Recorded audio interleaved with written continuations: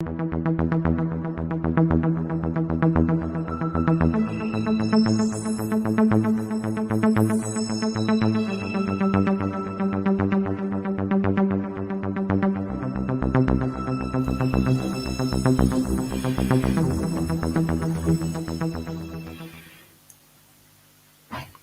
world.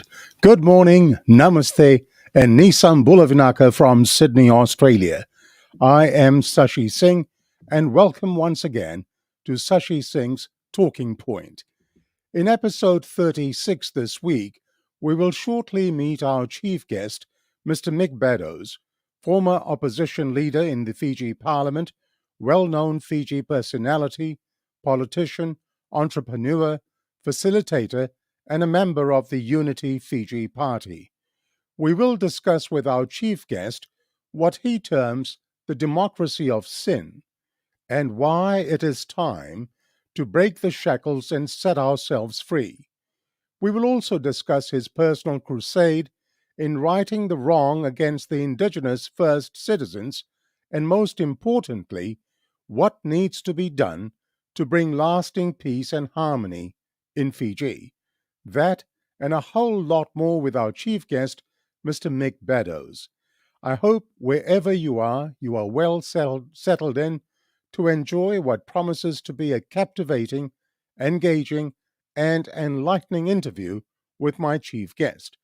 As always, I request that today, as we go right around the world by the wonders of Facebook Live and YouTube, that you please share the SSTP page on your own timelines so that we may share the interview with Mr. Mick Beddoes with as many interested people as possible.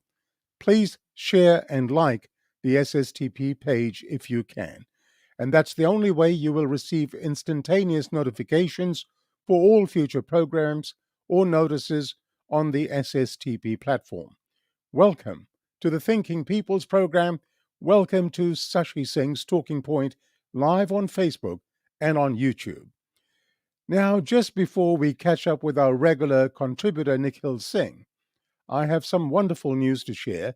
In the latest page overview that Facebook has released, Sashi Singh's Talking Point now has 10,000 plus followers in a reach of just over 147,000. Not a bad achievement, if I may say so myself, as we only started on the 21st of November 2021, and so far we have only completed 35 episodes.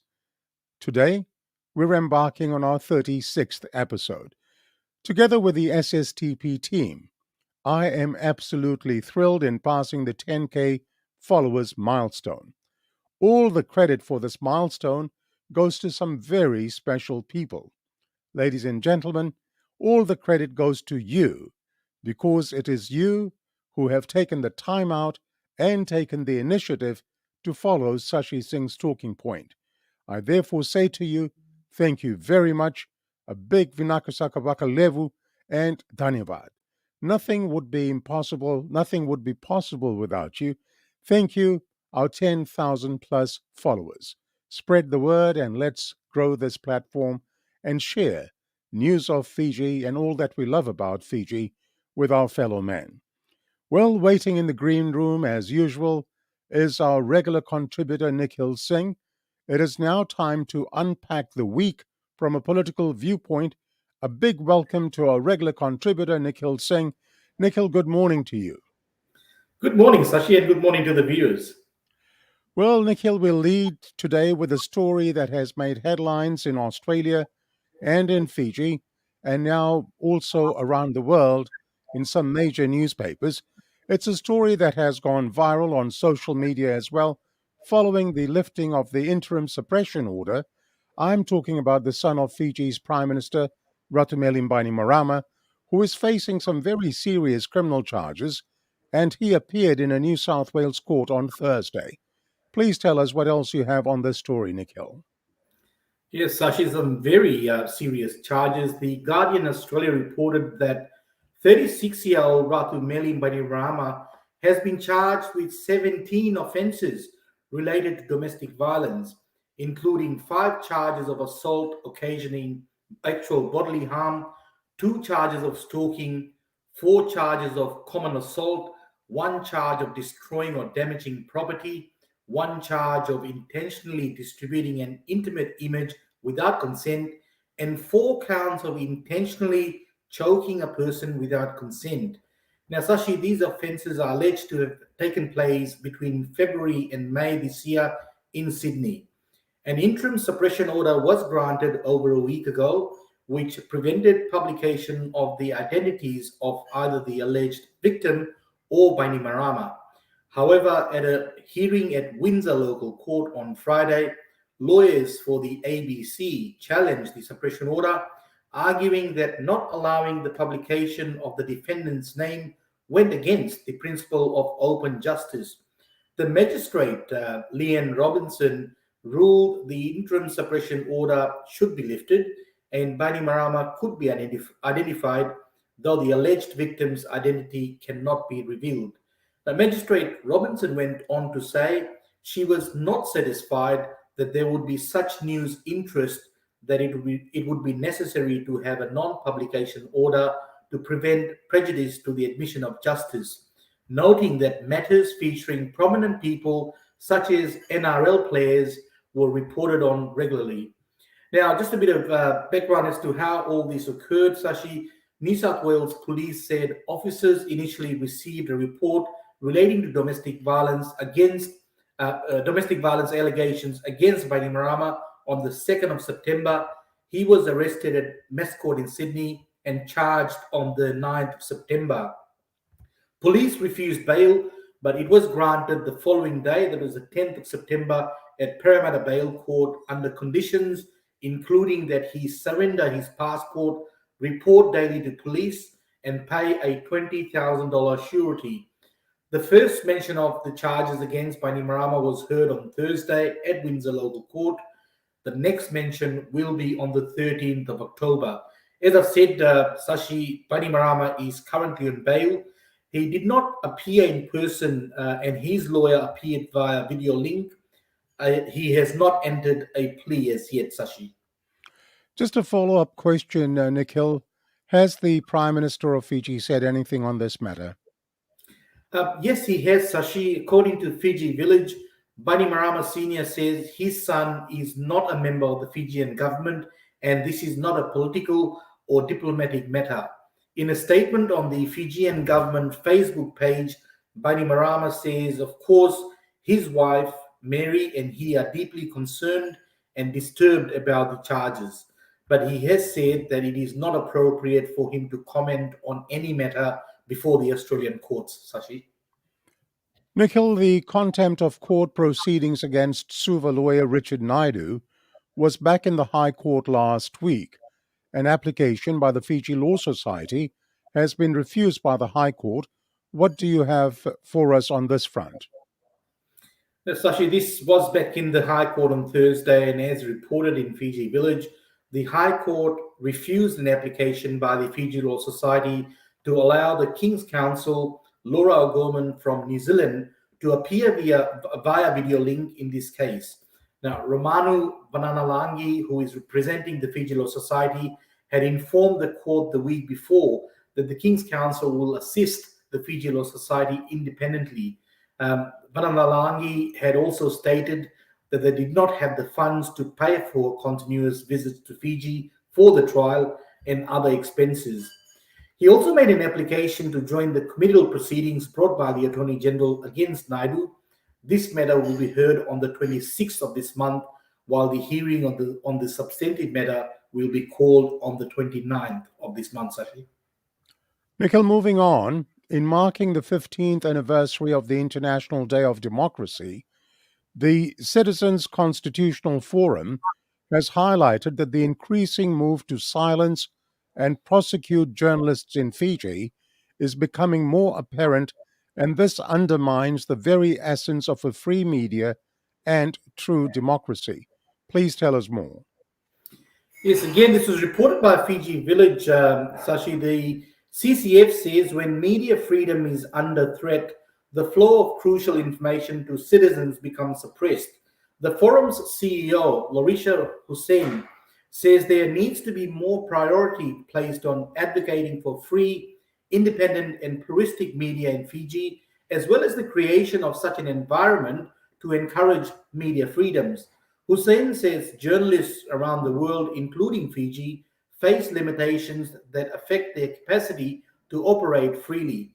CCF emphasizes that government must honor its responsibility to keep citizens informed about democratic mechanisms available to them, and one way this can be achieved is through the passing of laws that enable and encourage the media to operate freely. Such the CCF also said that the lack of public participation and consultation in the recent passing of laws in Fiji is of a grave concern, and they, through its advocacy, emphasize the protection of citizens' civil and political rights in all democratic processes. Sashi? Yes, indeed, Nikhil. And as an aside, this is the very reason that SSTP was born, to provide a platform. And it was out of a feeling of sadness for my colleagues in Fiji, the journalists, that this program took shape. And I certainly hope we are delivering the message to the people of Fiji. Moving on, Nikhil, former Prime Minister and Fiji Labour Party leader Mahendra Chaudhry has taken aim at the Speaker of Parliament, Ratu Ipeli Nailatukau, over a full page advertisement where the Speaker claimed Fiji was a democratic state founded on the principles of good governance, where people can freely express their wishes and grievances. Please tell us why Mr. Chaudhry has refuted this claim by the Speaker. Well, the Fiji Times reported that in the advertisement, the Speaker said Fiji practiced the doctrine of limitation and separation of powers through the legislative, executive, and judicial branches of government. But Fiji Labour Party leader Mahendra Chaudhry said this was not happening in practice. He said, and I quote, "There are alleged instances of interference by the executive in the appointment and dismissal of holders of constitutional offices, and that the very political nature of the composition of the Constitutional Officers Commission itself is questionable, as it does not subscribe to the doctrine of separation of powers." Chaudhry said the Speaker knows quite well that notions of inclusivity, transparency, and accountability are often breached in our parliamentary proceedings, and he referenced the frequent use of Standing Order 51, something that we have covered in this program time and again. He said it was also noteworthy that Fiji was classified as a weak democracy by the International Institution for Democracy and Electoral Assistance. Sashi? All right, Nikhil, closer to home, the industrial dispute between the rail union and the New South Wales government is still not resolved. Thousands of commuters are impacted each time union members go on strike, and there have been quite a number of these. The union is planning to take further industrial action by switching off the Opal card readers at train stations, meaning free travel for commuters. Is this still going ahead, Nikhil? Sashi, this would have been a action or an action that would have been probably supported by the thousands of commuters who doesn't want free travel. The ABC, however, late yesterday reported that the rail union has cancelled its plan to switch off the Opal card readers across the Sydney network. From this Wednesday, the rail union had planned to shut down the system indefinitely as part of its ongoing dispute with the New South Wales government over fair pay and conditions. Now, the turnaround comes after the government yesterday announced they had lodged an application with the Fair Work Commission to stop the union's action, and the Transport Minister, David Elliott, warning last week that any person who is seen to be doing this action, that is turning off the Opal card readers, will be prosecuted. This dispute, Sashi, is far from over. The union said it is now considering what other forms of action it will pursue, but it has also urged the government to return to the negotiating table. And Nikhil, in our very first episode on the 21st of November last year, you reported on the landmark Fair Work Commission decision mandating minimum wages for horticultural workers. A compliance blitz by the Fair Work Ombudsman has found many farmers continue to flout rules designed to protect workers from exploitation. Tell us more, as many Fijians do take up employment in this sector through the Australian government's seasonal worker program. Indeed, Sashi, time flies. Episode 1 is when we reported that landmark decision. Now, since December, inspectors have targeted more than 200 farms across the country and found that in some areas, as many as 60% were non-compliant with the workplace laws. It's a result the National Farmers Federation described as troubling. It comes after new laws regarding requiring farmers to start paying a minimum wage to pickers under the Horticultural Award came into effect in April. The Fair Work Ombudsman would not say if any of the infringements were to do with the award changes, but such compliance notices are typically served to employers when they have underpaid workers. All right, Nikhil, well, thank you very much for your contribution today. As always, very nicely presented. Look forward to seeing you in the next program, Nikhil. Thank you, Sashi, and I look forward to the interview with Mr. Beddoes. Thank you very much. Have a good day. Cheers.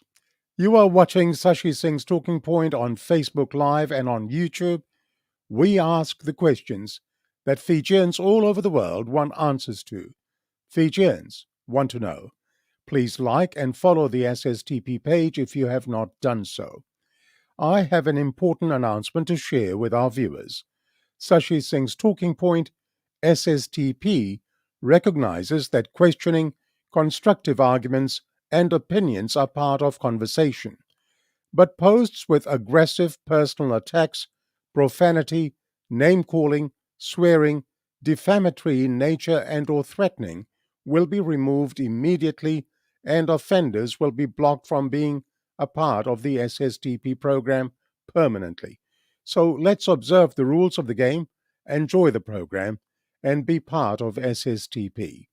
Now it is time to meet our chief guest on SSTP. Mr. Mick Malcolm Millis Beddoes, widely known as Mick Beddoes, is the second generation from the Beddoes family to serve the people as a member of Parliament. He is the nephew of the late Ted Beddoes, former member of the Rathumara Cabinet for 17 years, and former Fiji High Commissioner to New Zealand.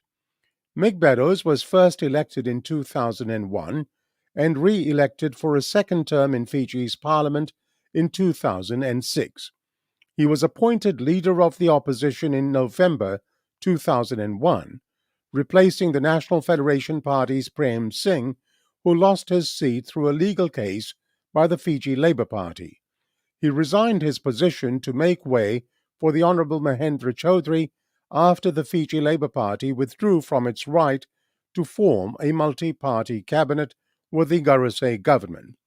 Mick Beddoes was reappointed the opposition leader after his re-election in 2006. Mick's two-term, 10-year service was cut short by the December 2006 Bainimarama coup.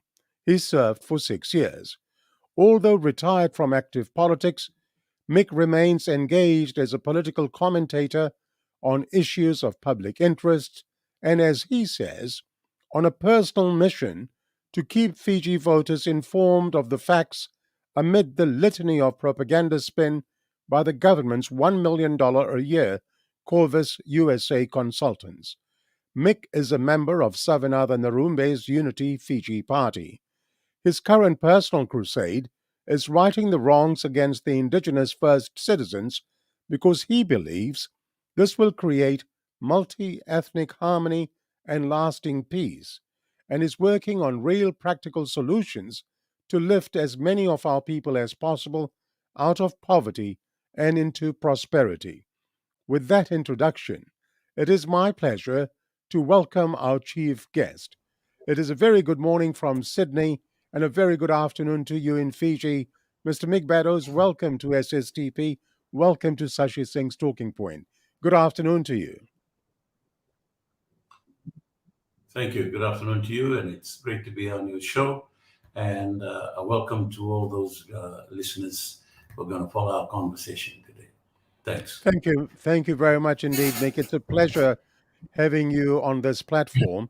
As I always do with our guests, I'd like to find out a lot more about them. Let's begin with your background. Where were you born? Latoka on July 3rd, 1951. All right, And and yeah, carry go on. on. Yeah, sorry. No, I'm waiting for you. Well, You were saying something. Yeah.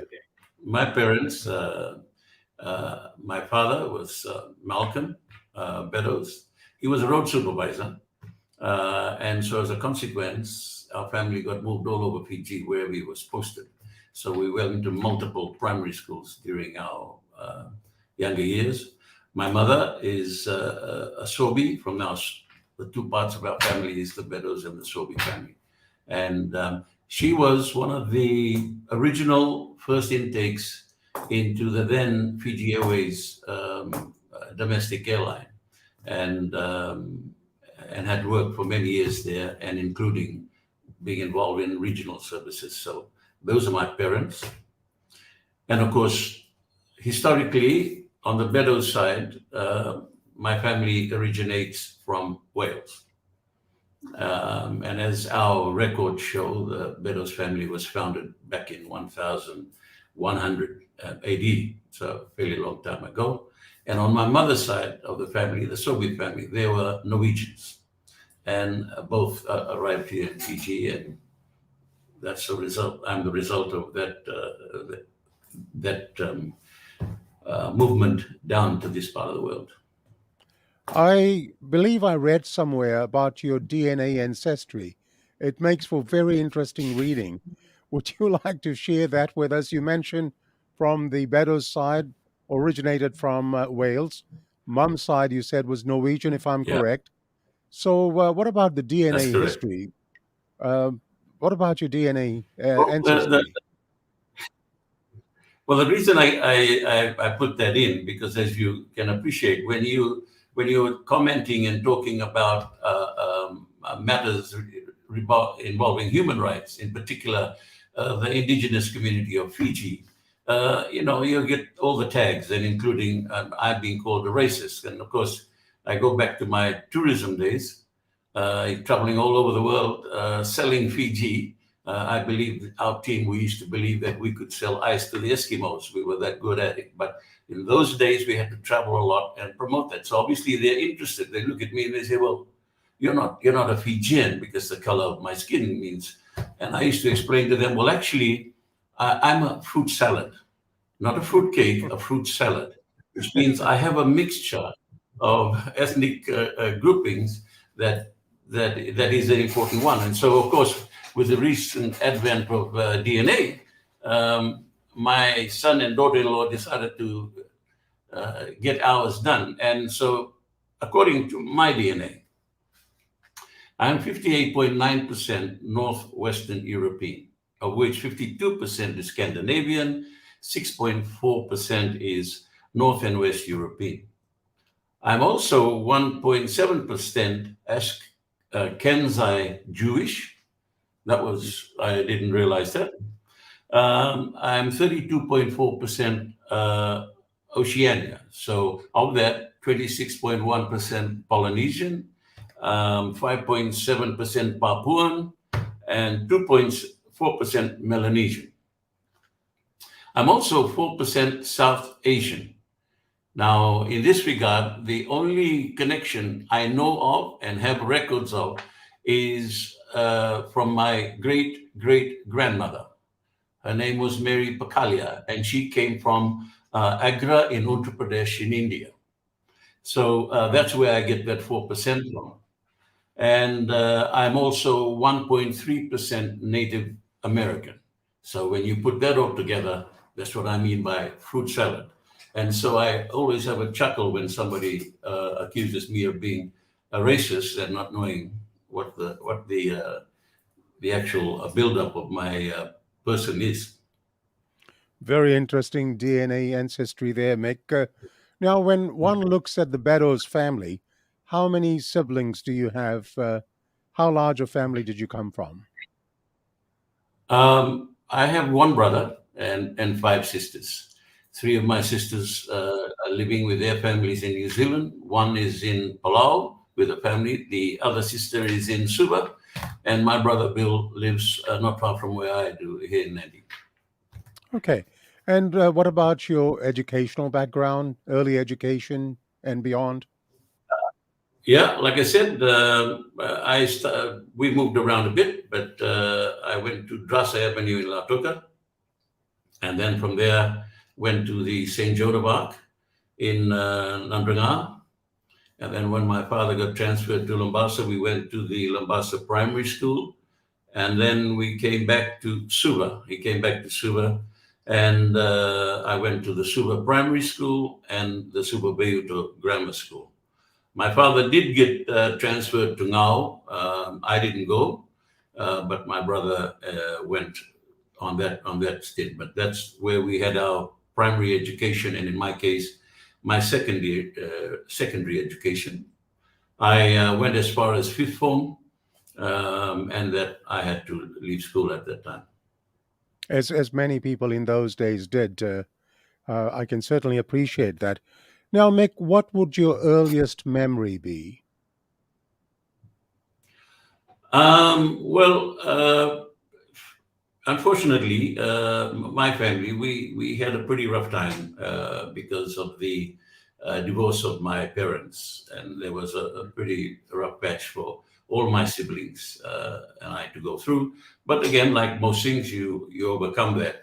So but that then brings to light what's the most fondest memory I have then is always our gatherings around Christmas. As it turns out, my grandparents on the Soviet side, their wedding day was Christmas Day, 25th of December.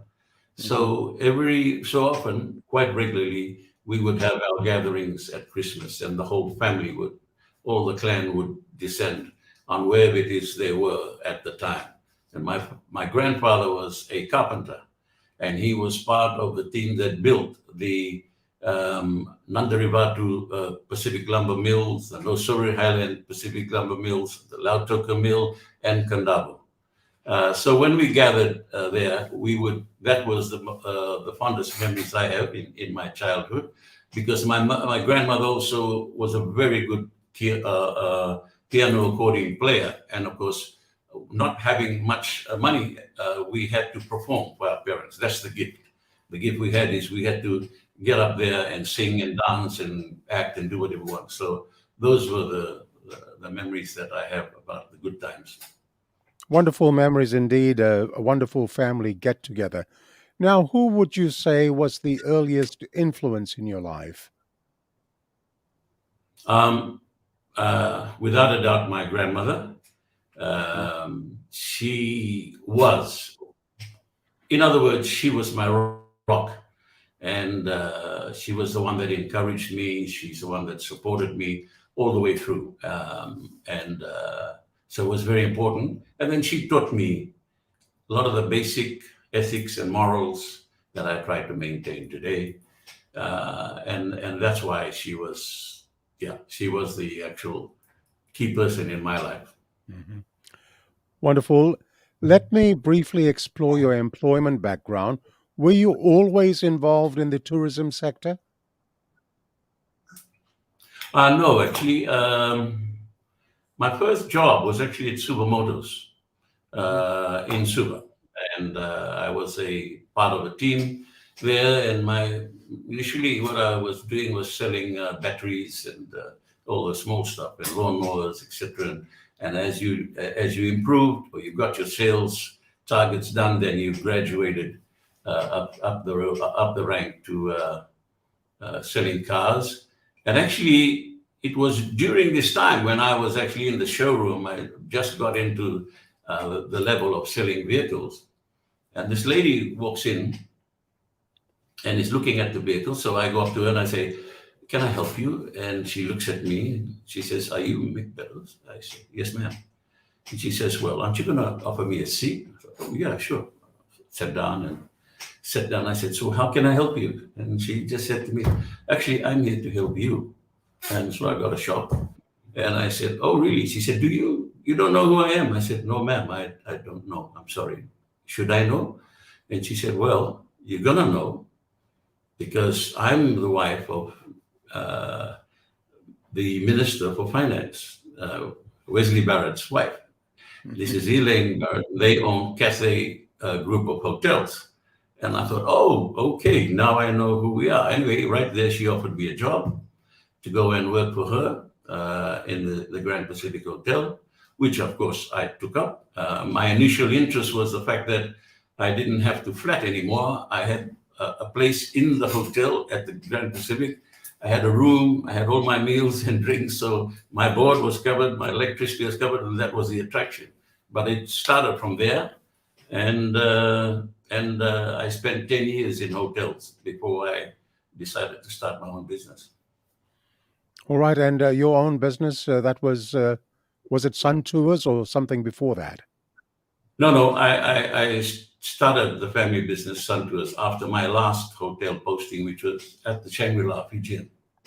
And so I created the company, and we became the ground operators for the largest providers of tourists to Fiji at one time.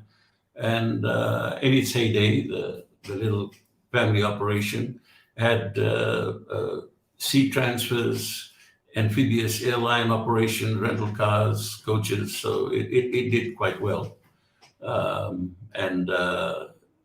Yeah, that was how I got into tourism. So I started selling batteries. What a journey. Now, Mick, what was the motivating factor for your interest in politics? And who was it that was the driving force behind your political interests?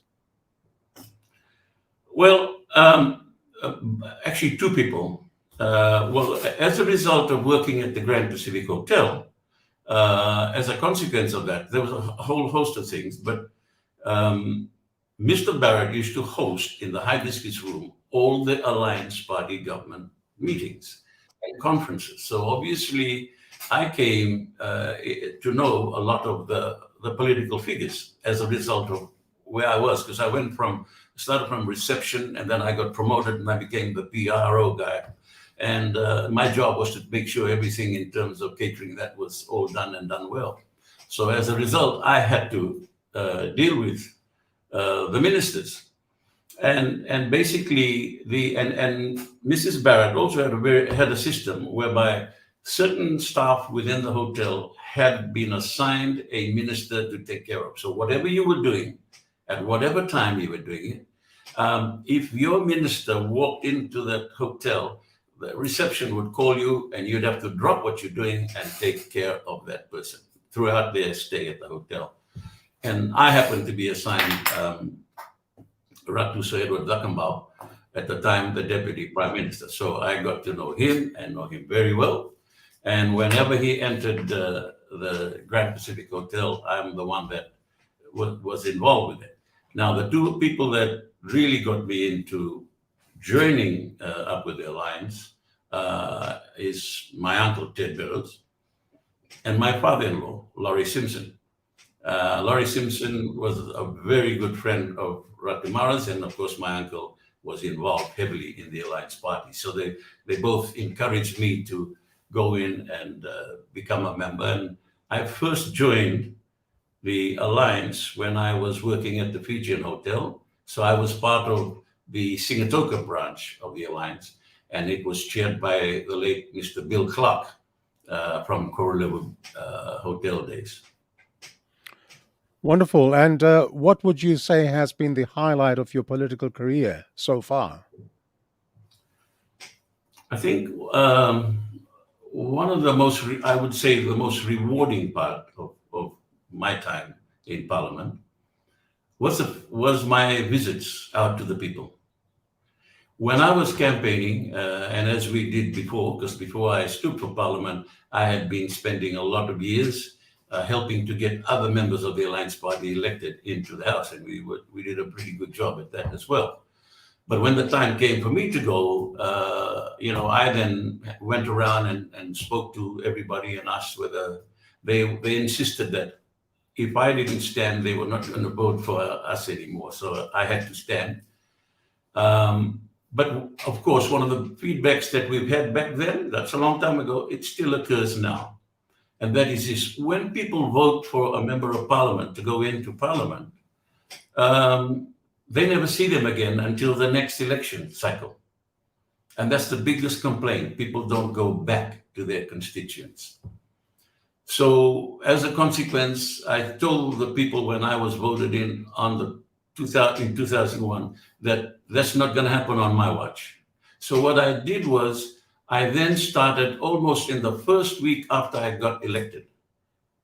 I used to put out these ads in the papers, and I'd list all the places I would go to over a 3-4 day period. And it will start, say, for example, Nosori, then across to Lebuka, then to Taviuni, then across to Kio and Rambi, then across to Buddha Bay and Kasavu and Savu, Wainunu, Bua, and back up to Lambasa. Then I fly back home to Nadi and then start from Ra, Reki, Tabu, Ba, all the way down till I got back to Nadi. And then on my way to Parliament, I would do all the stops in between there. And the funny part about that, of course, was I promised them that I wouldn't make that mistake. So on my very first notice of a meeting in Taviuni, it happened in Taviuni. That was the first stop. I got everything ready, tables ready, Yangona mixed all of that, and I'm waiting for the people to turn up. Now, nobody turned up on my first meeting. Until 1 hour, my brother-in-law, by the way, did turn up. He lived there and he had a esky of beer. And I said, no, only when I finished my political work that I might have a beer with you.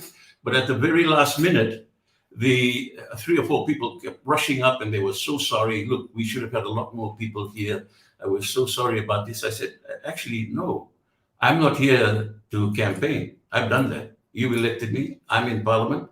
And I told you I'll be back. So if you look at the papers and you hear on the radio, I'm saying that I'll be at this place at this time as your MP. If you have any issues you want to discuss, or if you'd like to talk to me about something, come along and let me know. So if you don't have anything to discuss, I'll sit here for an hour and then I'll go to the next stop. And that was a bit of a shock to them. But eventually, as the word got around, I had excellent attendance. And the most important part of that was I recorded every issue that was raised. At every stop I had about what they were facing, I would go back to Parliament and I would tell them, now you remember this issue? You watched Parliament's proceeding on this night. And on that night, they would hear me stand up in the House and drive home the very subject that was concerning them. But my staff in the office would then do all the research necessary about the issues. And then I would write to the minister, usually through little notes during Parliament, and make appointments, sit down with the minister responsible and ask them what we're going to do about fixing this. Now, I had full cooperation of all the ministers. However, there were a few that were not very cooperative, but I had a way of dealing with that. My PA would send the letters. And if in 4 days there was no response, she would file it as a question. So I would stand up in the House and ask that minister anyway, although I preferred to do it privately to get it done. And it became a very successful way of getting the information and then dealing with it and finding solutions. And I enjoyed that most of all. What a wonderful highlight, a man of the people. Now, what role have you been playing in the political arena these days? Well, okay, I resigned after a year as the principal administrative officer for Rotemumu when she was opposition leader. And that was always going to be a short-term period for me so that she could settle in and get the office operating and then somebody else would take over. So on my return, I got my kids to show me how to use Facebook, how to load things, how to handle this, because I thought Facebook can be used for a lot of good. And the reason was that when you campaign and you wander around the country and you're talking to the people, you'll be lucky if you can get 5 people in attendance on one meeting and 20 in another, and so on and so forth. And it's very long, very expensive, takes a lot of time traveling. Whereas with Facebook, if you look at the data, there's more than, probably a lot more now, but there's probably over 500,000 people, almost the entire population of Fiji, have a smartphone, and they have Facebook, and they have all the latest apps. So they are in communication with what's going on. So therefore, the next best thing, and of course, you have to look at your age. Huh? I'm on the Sunset Cruise, like most of us in this bracket. But getting around is not as easy as I probably would have been able to do before. So by using Facebook, I then spend my time, which is something I enjoy doing, is researching the facts. So I have with me, since I was elected in 2001, every single budget of this government and previous governments up till today. And I have my daughter promises me that when I die, my agenda will be in a spreadsheet, because that's all she sees me doing. And I summarize everything that I want in terms of information. But then the main reason for that is when you hear the ministers say this, say that, 500,000 here, 500 million here, etc. That's the spin. There's so much underneath that the people don't get to read. And why should they? This is what I believe. People elect the government and they expect the government to do right by them. Why does everybody who vote in have to go in and buy a 360-page budget, look through everything to see that this government is doing what it's supposed to? They have a right to expect their government to actually work for them. The only reason people go to Parliament is not for themselves, it's to serve the people. And that's unfortunately not what's happening here. So I use the Facebook now as my means of communicating. And as you would have gathered, if you looked in my page, I have all the statistical data and the facts, and I try to break it right down to the weekly cost, because that's how our people are surviving now, from week to week. Some of them can't make it. And that's why it's important for me to just keep promoting this part. Well, let me tell our viewers, I will be asking Mr. Beddoes a lot of questions. I'll ask him to break down things very, very simply. I've gone through some of the papers he's written. I've gone through some of his analytical work. He's analyzed figures, he's crunched the numbers, and as he says, he's got all the budget papers from the time he entered Parliament to the last budget that was passed down. Mick, have a drink of water, have a little break. We'll come back to you in just a moment. You are watching Sashi Singh's Talking Point, and our chief guest today is Mr. Mick Beddoes, former opposition leader in the Fiji Parliament and well-known Fiji personality, politician, entrepreneur, facilitator, and member of the Unity Fiji Party. Please like and share the SSTP page on your own timelines so that as many people as possible can be part of today's episode 36 of SSTP. Now, for those of you who don't know, Mick just alluded to it, let me tell you that Mick Beddoes has been writing very critically at times about a number of subjects that concerns the people of Fiji.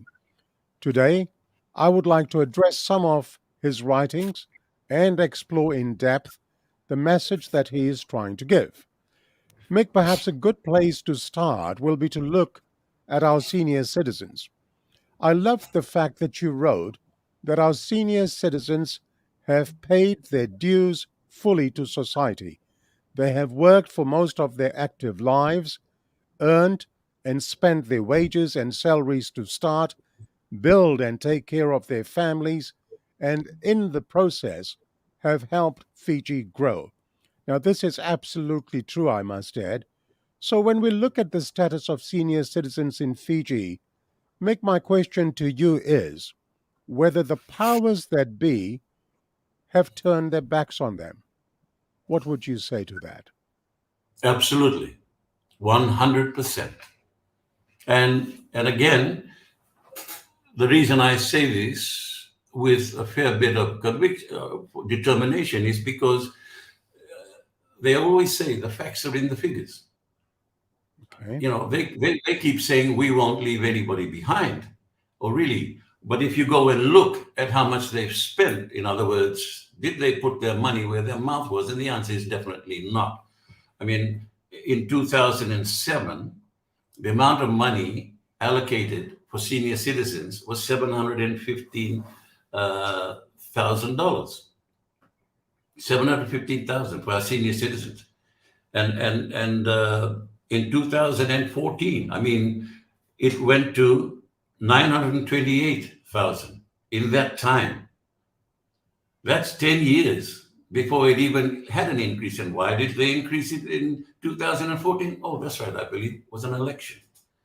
So that went up, and I call it a bump, because post-election in 2015, it went back to 281,000. And this type of stuff. So Sorry, can I just stop you there? 2014, it went up to 900 something thousand. 928,000, yeah. And then a year later, just after elections, dropped down to 281.5 thousand, which is a 70% reduction. Wow. Now, how do senior citizens need this much in 1 year and not the next? I mean, that's absurd.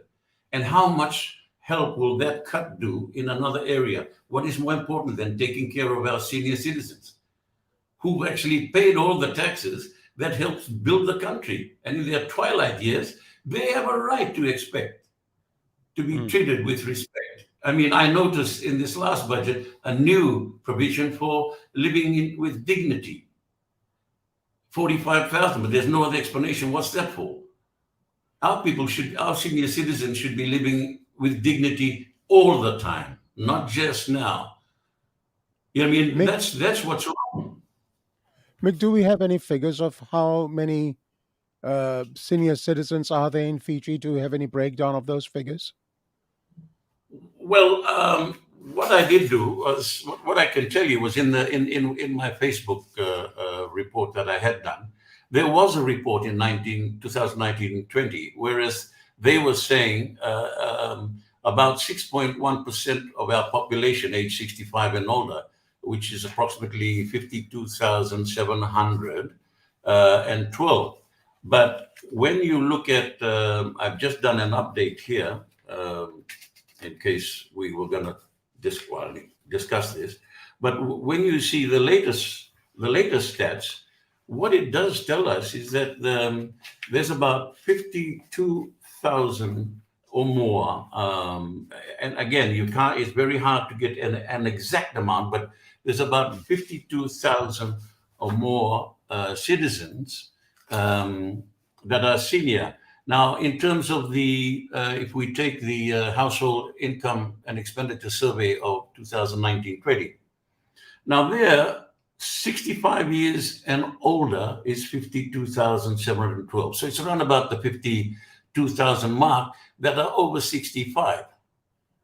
That's what the latest one is, and there's no other indicator at this time to show that it's increased. I suspect that there's probably more, but let me just say this, that income survey is 2 years old. So we're 2 years down the track, and we're talking about figures that are so it would have changed. Some have passed on, no doubt, and others are coming into that age group. Well, staggering figures. That is absolutely a kick in the guts for the senior citizens. Well, what about the Fiji First government's effort? Is it not true, and you just alluded to this, that this is the same government that is on record as saying that they will not leave anyone behind? What is the fact from the purported myth of this statement when it comes to our senior citizens? Well, I can say that they have been totally ignored. There's no other way to describe it, because whatever funding that they are providing the senior citizens is pathetic. That's all I can say. It's pathetic. And the reason I'm saying this, here you have the only real big increase that took place again, and this is the other side of the coin. In 2016-17, the amount was 800,000 for senior citizens, okay? Now, 2017-18, it suddenly jumped up to 1.4 million. And of course, the reason for that is we had an election in 2018. That's what happened. And on election year, it jumped up further to 2 million, 2.1 million. But soon after that election, the next year it's gone down to 1.7 million. So again, and let's talk about the current budget this year. This year's budget is 1.6 million. It's even lower. 1.6 million to look after 52,000 citizens above the age of 52. Now, admittedly, a number of the citizens above 65 will be on pensions and are able to take care of themselves. But I think that's beside the point. When you look at the amount, when you look at the amounts being allocated, it's outrageous. Now, you had written that as if the disgraceful neglect of our senior citizens over the past 15 years by the government was not bad enough, you were of the belief that this government has actually perpetuated poverty in Fiji. Please tell us, how has this government perpetuated poverty in Fiji? Well, the household income and expenditure survey sets the minimum poverty line for Fiji at $41.91 a week. So what I did was I went through all of the social welfare programs that the government is currently paying out. Now, what the people get to hear is 43 million is paid out to such and such. Okay, the estimate for poverty benefit scheme, 34 million is paid out. Now, the immediate reaction is, wow, that's a lot of money. This is a good government. They're really helping us out. But when you break that down, and here's something I want to just clarify, because even I couldn't understand this allocation. When the minister was announcing it, he referred to the 23,817 recipients as Fijians, as individuals. But the 23,817 recipients of the poverty benefit scheme is actually households, per household. Now, the average size of a family, the national average size of a family is 4.3. So that means that that lump sum they talk about is actually not shared by 23,870. It's shared by 102,241 people. Wow. Okay, and that's where you start to break that down, and then you will see how ridiculous those amounts. All right. I'm going to take you through some of the programs, the social programs, and get you to break those down. But are you in a position to tell us what is the official base poverty line and the reality of the official poverty line? Is there a difference? You did mention $41.91 per person. Yes, per adult equivalent. Yeah. Okay. So that's the assumption. So the other thing that I want to really emphasize as well here, and it's part of what I'm sort of driving at, is that we have to realize, I think everybody has to realize, when we talk of poverty in Fiji, and that's to me the biggest issue we have is poverty. And it is, I likened it when I'm discussing things with people, it's like we're standing on the mountaintop and there's this lava busting to come out, and it's under our feet. And if we become oblivious to this, or we get carried away with all the spin that we're listening to, we're all going to be in for a mighty shock. And I'll just give you my reasoning for that. And Sure. $41.91 we talk about is the base national poverty line. So that's per week. That if you are earning below that, or if the food prices go above that by any percentage term, then you'll have the near poor joining the ranks of the absolute poor. So right now we have 258,053 citizens living in absolute poverty. Okay? Wow. If the prices, if it increases by just $7.18, that's a 20% increase. That's $1.20 a day. If that happens, the total number of poor, absolute poor, will jump to 387,356 people. Mm-hmm. If that increase in costs were to be 50%, which is an increase of just $3 a day, then the total poor we will end up with is 549,568 citizens. Now, that's an absolute shocker. Now, bear in mind again that this report is 2 years old. Yes. And it was before the lockdown, before COVID, before all the job losses and the total economic upheaval of the country. And we're just in the recovery stage. And we all know what has happened to prices. I mean, food prices have escalated way over, and I'm sure the reality is we're pretty much closer to the 500,000 plus because the prices have increased. And how does this government deal with it? It has a mitigation plan, a mitigation $180, but that's over 6 months. Mick, I'll come to that mitigation plan further down the program. I'd like to now try to dissect a few of these schemes. When we look at the social pension scheme, for example, figures show that there are 44,489 recipients. Now, in the last budget, the 2022-23 budget estimate, $55 million has been allocated for the social pension scheme. What does this equate to in real terms? Well, again, my preference is to bring it all down to the per week basis. So Please do. with that many recipients, each recipient gets $23.70 a week. The base minimum line is $41.91 a week.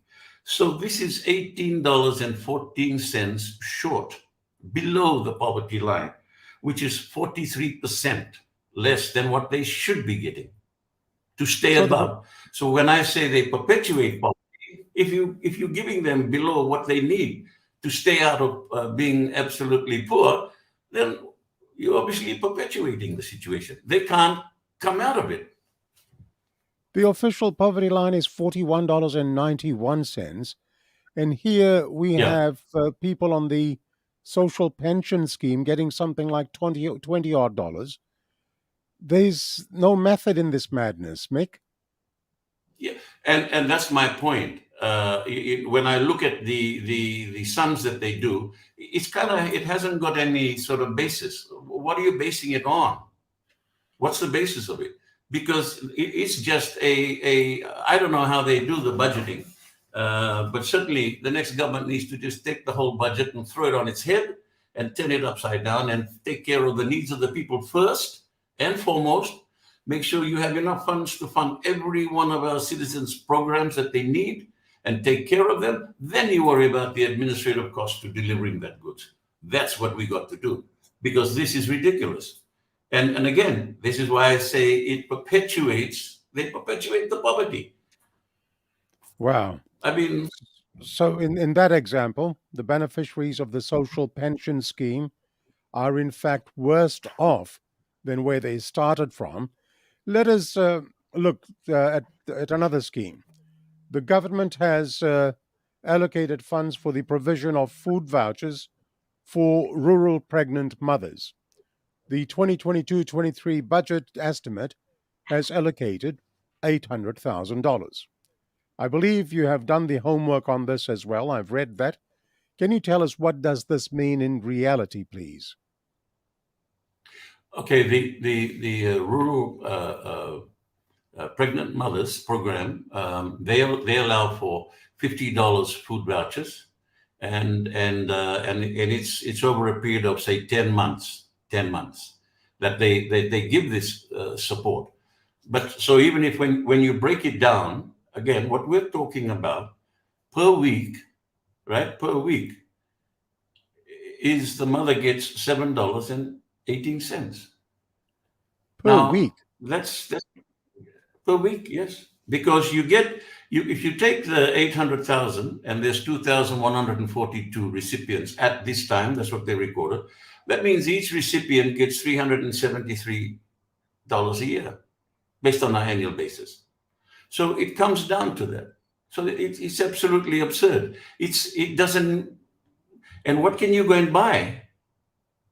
What can the mother buy Wow. with that? And Wow. bear in mind again, this is based on a background of high rising prices. Everybody is going through that now, and that's the reality. Now, there is the allowance for persons with disabilities in the community. You have stated that there are 9,400 recipients. The government has allocated $10.7 million in the 22-23 budget estimate. What is the reality then in this particular allocation when you crunch the numbers when it comes to persons with disabilities? Sadly, $22.07 a week. $22.07 a week, and yet our baseline poverty line is $41.91 a week. $19.84 short of the baseline, meaning they are paid 47% less than they should get. If we are to live, and this is where I don't understand the commentary about 100,000 citizens being lifted out of poverty. I think there's a lot of hogwash.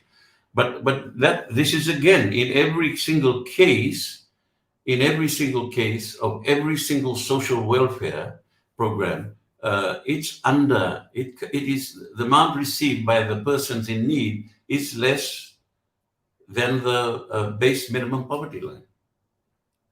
Wow, it just boggles the mind. Mick, when we add in all the four programs, I've added it up, it comes to a total of 158,272 citizens who are supported. So with that 158,272 citizens on one side, the total allocation of all four programs is just $100.5 million. Now, compare this to the $327.5 million allocated to the military and the police, whose total numbers are less than 20,000. And if you really want to break down the figures, just 12.6% of the social welfare recipients. How do you react to this comparison?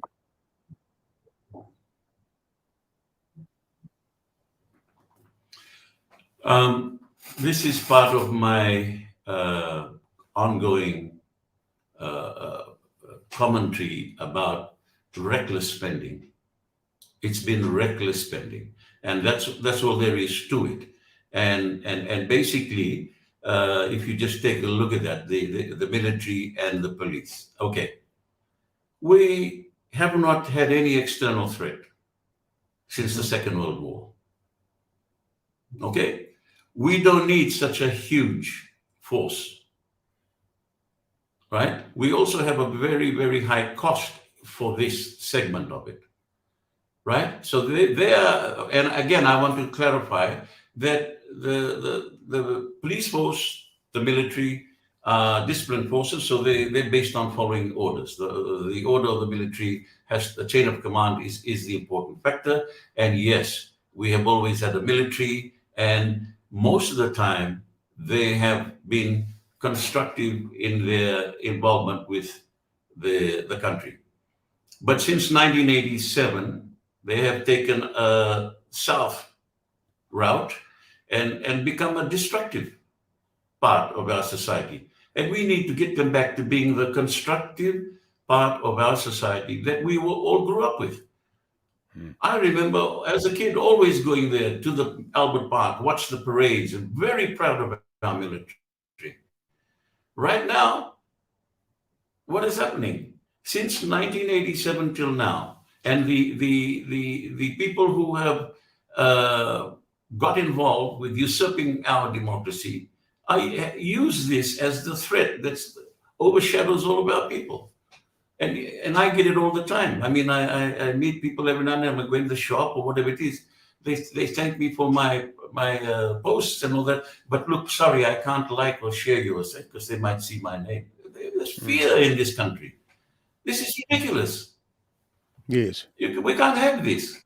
People must be able to criticize freely. Like the old saying goes, if you want to go to Parliament, you want to be the Prime Minister, you want to be a cabinet minister, go for it. Do your best. But if you can't handle criticism, well, get the hell out of there. You have no right being there. Totally agree with what you're saying, because I know a number of people in Fiji who don't watch SSTP live when it goes on live for fear that they'll be identified in watching this program. They watch it after the program finishes, and then they send me private messages.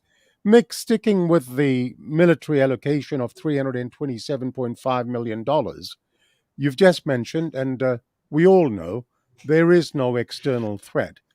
But my question to you is, are there any breakdowns since Fiji First Party came into power from, say, 2007 to the present day, in terms of what they have spent on the police and military compared to our women, children, and poverty-stricken citizens who number well over 350,000?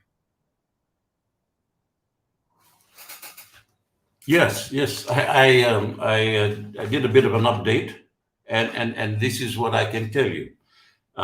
You see, I took the military and police as one, as a cost combined, because they are with the exception of one commissioner of police, I think it was the African gentleman. All of the commissioners of police since 2007 have been military personnel. Okay, so that's why I combine it.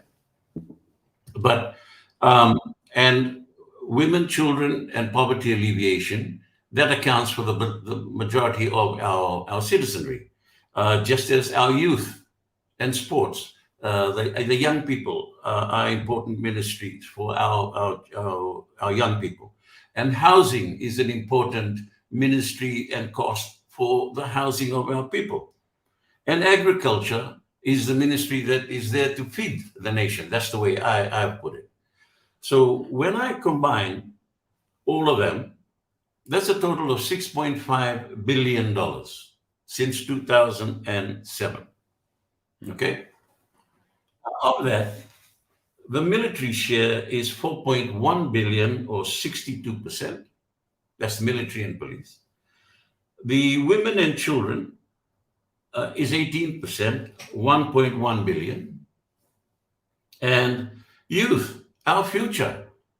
This is the point. Our future, our young people. Youth and sports is 173 million, or 2.6%. Now, you want to talk about investing in our future? We need to invest in our children, our young people. 2.6%. We're investing 2.6% in our kids. And as far as housing goes, we have had a squatter settlement problem for I don't know how long. And I don't know how many people can drive past the squatter settlements and not feel really angry when you see that. Well, we spent $194 million on housing, which is, again, just 2.9%. And agriculture, which is supposed to feed the nation, 920.1 million, which is 13.9%. That's what has been spent. And where have I got those figures from? The annual government budgets. So just for clarification to people listening in, every budget has the estimate for the year in play. Then they have the revised estimate for the year just passed. And then they have the actuals for the year prior to that. So I base it all on the actuals up to the current budget, because then I take the estimate and revised estimate into account. So those 2 years are estimates and revised estimate.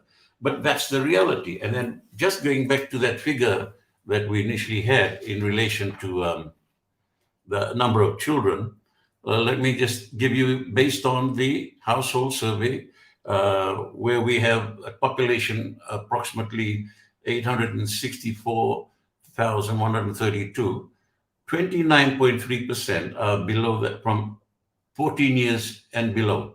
And that's 253,191. And in the middle, we have 15 to 64. That's years of age. That's 558,229. That's 64%. And as I mentioned earlier, over 65 is 6% at 52,000. So when you look at the numbers and you see where they're allocating the funding, it's pretty obvious. It's pretty obvious. And you know, and all this rhetoric about not leaving anybody behind, or we're for the people, we care about the people. That's just rhetoric. I just want people to understand those words mean nothing. They don't mean it. It's absolute bloody BS. That's what it is. Forget rhetoric. It's absolute bloody BS, because when I listen to numbers like that they spend something like $4.1 billion on the police and the military versus the $1.1 billion spent on women, children, poverty alleviation. And when you say less than 3% invested in our future generations, that is annoying. It's absolutely bloody annoying. And, if I was viewing this, I'd be sending those angry face emojis right now. I mean, it's absolutely pathetic, Mick. Look, let's move on, because I have a lot of things to unpack with you. If we wanted to, we could just spend the whole hour and a half talking about poverty alleviation. But I've read with great interest some of your other writings, and I would now like to move our discussion to the subject of the Great Council of Chiefs. A lot has been said about the GCC, and opinion in some quarters is divided. However, before I begin discussing the Great Council of Chiefs, let me try and set the record straight first. And I have a question for you. Perhaps you can confirm it. Is it or is it not true that Fiji's Prime Minister Bainimarama was installed as the High Chief of Malampa in Vanuatu? Are you in a position to confirm this, please, Meg? Yes, that's absolutely true. So he was. He was installed as a High Chief of Malampa in Vanuatu. Yes. Okay, now that confirmation carry on. No. Yeah, he was. Pardon me. He was installed. Yeah. Okay. Now that confirmation is important for where I'm going next. Mr. Bainimarama said after the traditional installation as a Vanuatu High Chief, and this is what he said, that traditional custom, traditional ceremony, and solidarity is what sets Melanesia apart. Mick, do you find this hypocritical, given that he has dismantled Fijian traditions, cultures, and solidarity? Yeah, absolutely. And in my Facebook post on this, I did say, you accept the chiefly title in Vanuatu, yet here at home, you disrespect, you treat with contempt, and you rubbish our structure, our indigenous structure. And I mean, that's the greatest hypocritical thing you can imagine anybody would do. But that's the reality. And just to make the point, the reason the Great Council of Chiefs was removed was nothing to do with anything other than the fact that they would not endorse his coup. That's why. Yep. All right. Well, sticking on that same theme, on the GCC and what the PM's reaction is, in a Radio Tirana interview in New Zealand on August 17th, Bainimarama said that the GCC was irrelevant to Fiji and he asked, what will the GCC bring back for us? And that the GCC will not protect people from the climate change that we are going through. Now, what do you make of this attack on the GCC and also his trying to tie it in with climate change? One thing I can tell you about climate change, and it's some time since I had it done, but they're all made a lot of money out of that. Oh, yeah, And absolutely. and I am yet to see evidence that the monies they were paid while they held the positions that they did was sent back to the central fund, because they were all on salaries by the taxpayers of Fiji. And we're talking millions and millions of dollars. So, climate change, like I mentioned there, what is the chiefs got to do with, what do you mean? What will the chiefs bring and contribute to Fiji? It's not the chief's job. That's why he's the prime minister. It's for him and his cabinet to do, right? Why is he expecting the chiefs who don't have a budget, who he's actually removed, to come back and suddenly do something? Yeah, when they come back in the form he's thinking about.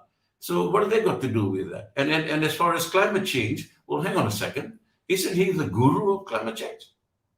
Isn't he supposed to be the expert? So the question he's directing to himself as just a deflection, because there is no real legitimate explanation as to why all of these things took place. Okay. Now, despite the fact that Bainimarama may have dismantled the GCC, the fact of the matter is that Fiji still has its high chiefs. I have a number of friends who come from the traditional chiefly families in Fiji. Let me ask you an interesting question here, Mick, Yeah. and that is, while formally the GCC has been dismantled, do you think that the chiefs of Fiji need the government's permission to gather and discuss matters of importance for their very own people? What do you think? No, absolutely not. I mean, I've had conversations with the paramount chiefs here. They're here. Rotemumu is here. The Tuitakau is here. Ratu Apanisa is representing the Kumbuno Confederacy. He's there, right? What I'm trying to say, they exist. What we're talking about is an institution, a name that was given for this grouping. But the grouping is still here. So they are relevant to the Indigenous society today, as relevant as they were before. The problem, I believe, we have had is that too much government control is pushed down on our Indigenous people. They're far too much, and therefore it's subject to political manipulation. That's what's been going on all this time, and it's got nothing to do with trying to make sure that our Indigenous people do well. In moving forward, do you think that the GCC should be reinstituted? And if so, what should their role be? Some have suggested that their role should be like, for example, the House of Lords. What would you say to that?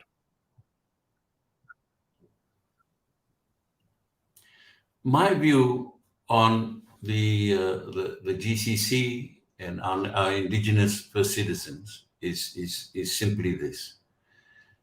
The Prime Minister, the Attorney General, Fiji First Government, nobody has any business dictating to them what they should or should not do.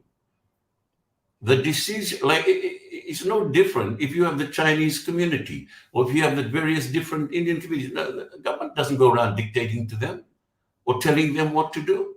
We have the Indigenous people, unfortunately, perhaps in the times past, government assistance to help them develop might have been useful. But we have now since learned that it can just as easily be manipulated in a negative way, not necessarily positive way. And I think this is the problem we have to do. And they have to stop. We have to stop all government control on our Indigenous community. And it's their decision. It's not yours, not mine, nobody else's. It's for them to decide. If they want the GCC back, fine. If they want it in another format, that's entirely their own traditional structure and their own traditional systems.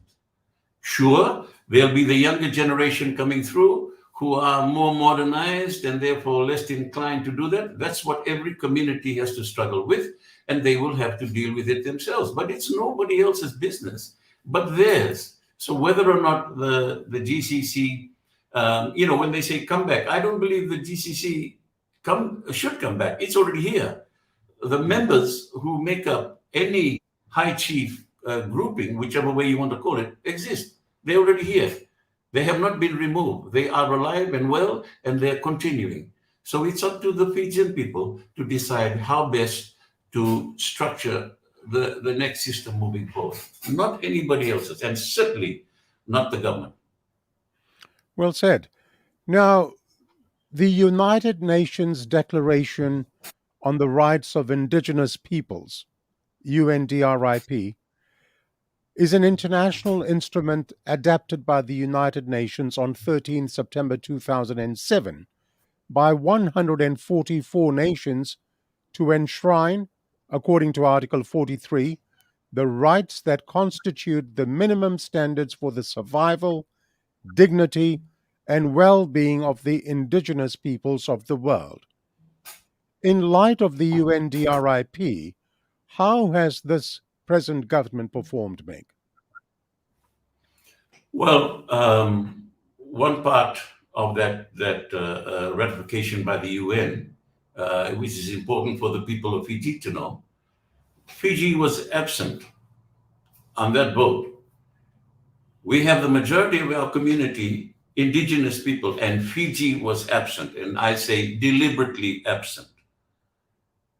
So they were recorded as being absent. 4 countries voted against it: Australia, New Zealand, the US, Canada, but have since altered their position and supported it.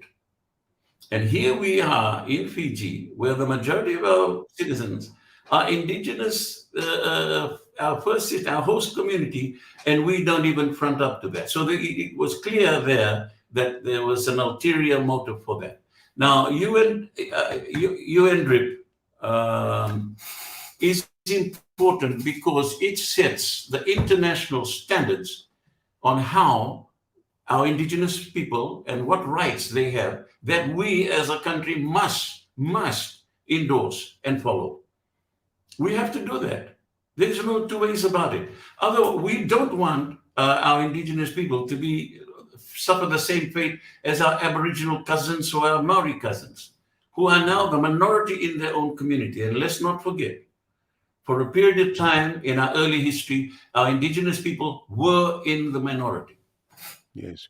And so the point is that in terms of the UNDRIP, it is important because it sets the international standards and norms about how we have to deal with matters pertaining to our indigenous community and the rights they have, individually and group rights, to have the autonomy to manage their affairs. I'm going to talk to you about a provision in Article 18 in just a moment. But just before that, why do you think Fiji did not participate in this UN Declaration on the Rights of Indigenous Peoples, UNDRIP? Why do you think that was? If you listen to what Prime Minister Bainimarama said to the UN Human Rights Commission and his agent in Geneva, former Justice Isaac, they said that the UNDRIP does not necessarily apply in Fiji because our indigenous people own 86 or 89% of the land. Frank said 91%. It's actually 89%. And that their rights and all their land and everything is protected under the 2013 Constitution. All right? This is what he said there. Now, what they didn't say, what has not been said, is, and I believe that's the reason. The reason they absented themselves is this. This is my theory. It's my opinion. Was because the 17, people are saying it's 23, so let's just say 17 to 23 decrees that were issued against our indigenous community remain the law in Fiji today. And every single one of those decrees are in breach of all 46 articles of UN. So they could not ratify it. That's the truth. So they deflected by talking about, oh, it's to do, they're protected and they're in the majority. Well, they're in the majority, and yet 17 decrees are imposed on them. They're in the majority. They own 89% of the land, but they now represent 75% of the poorest people in the country. How is that possible? How is that possible? That is totally unacceptable.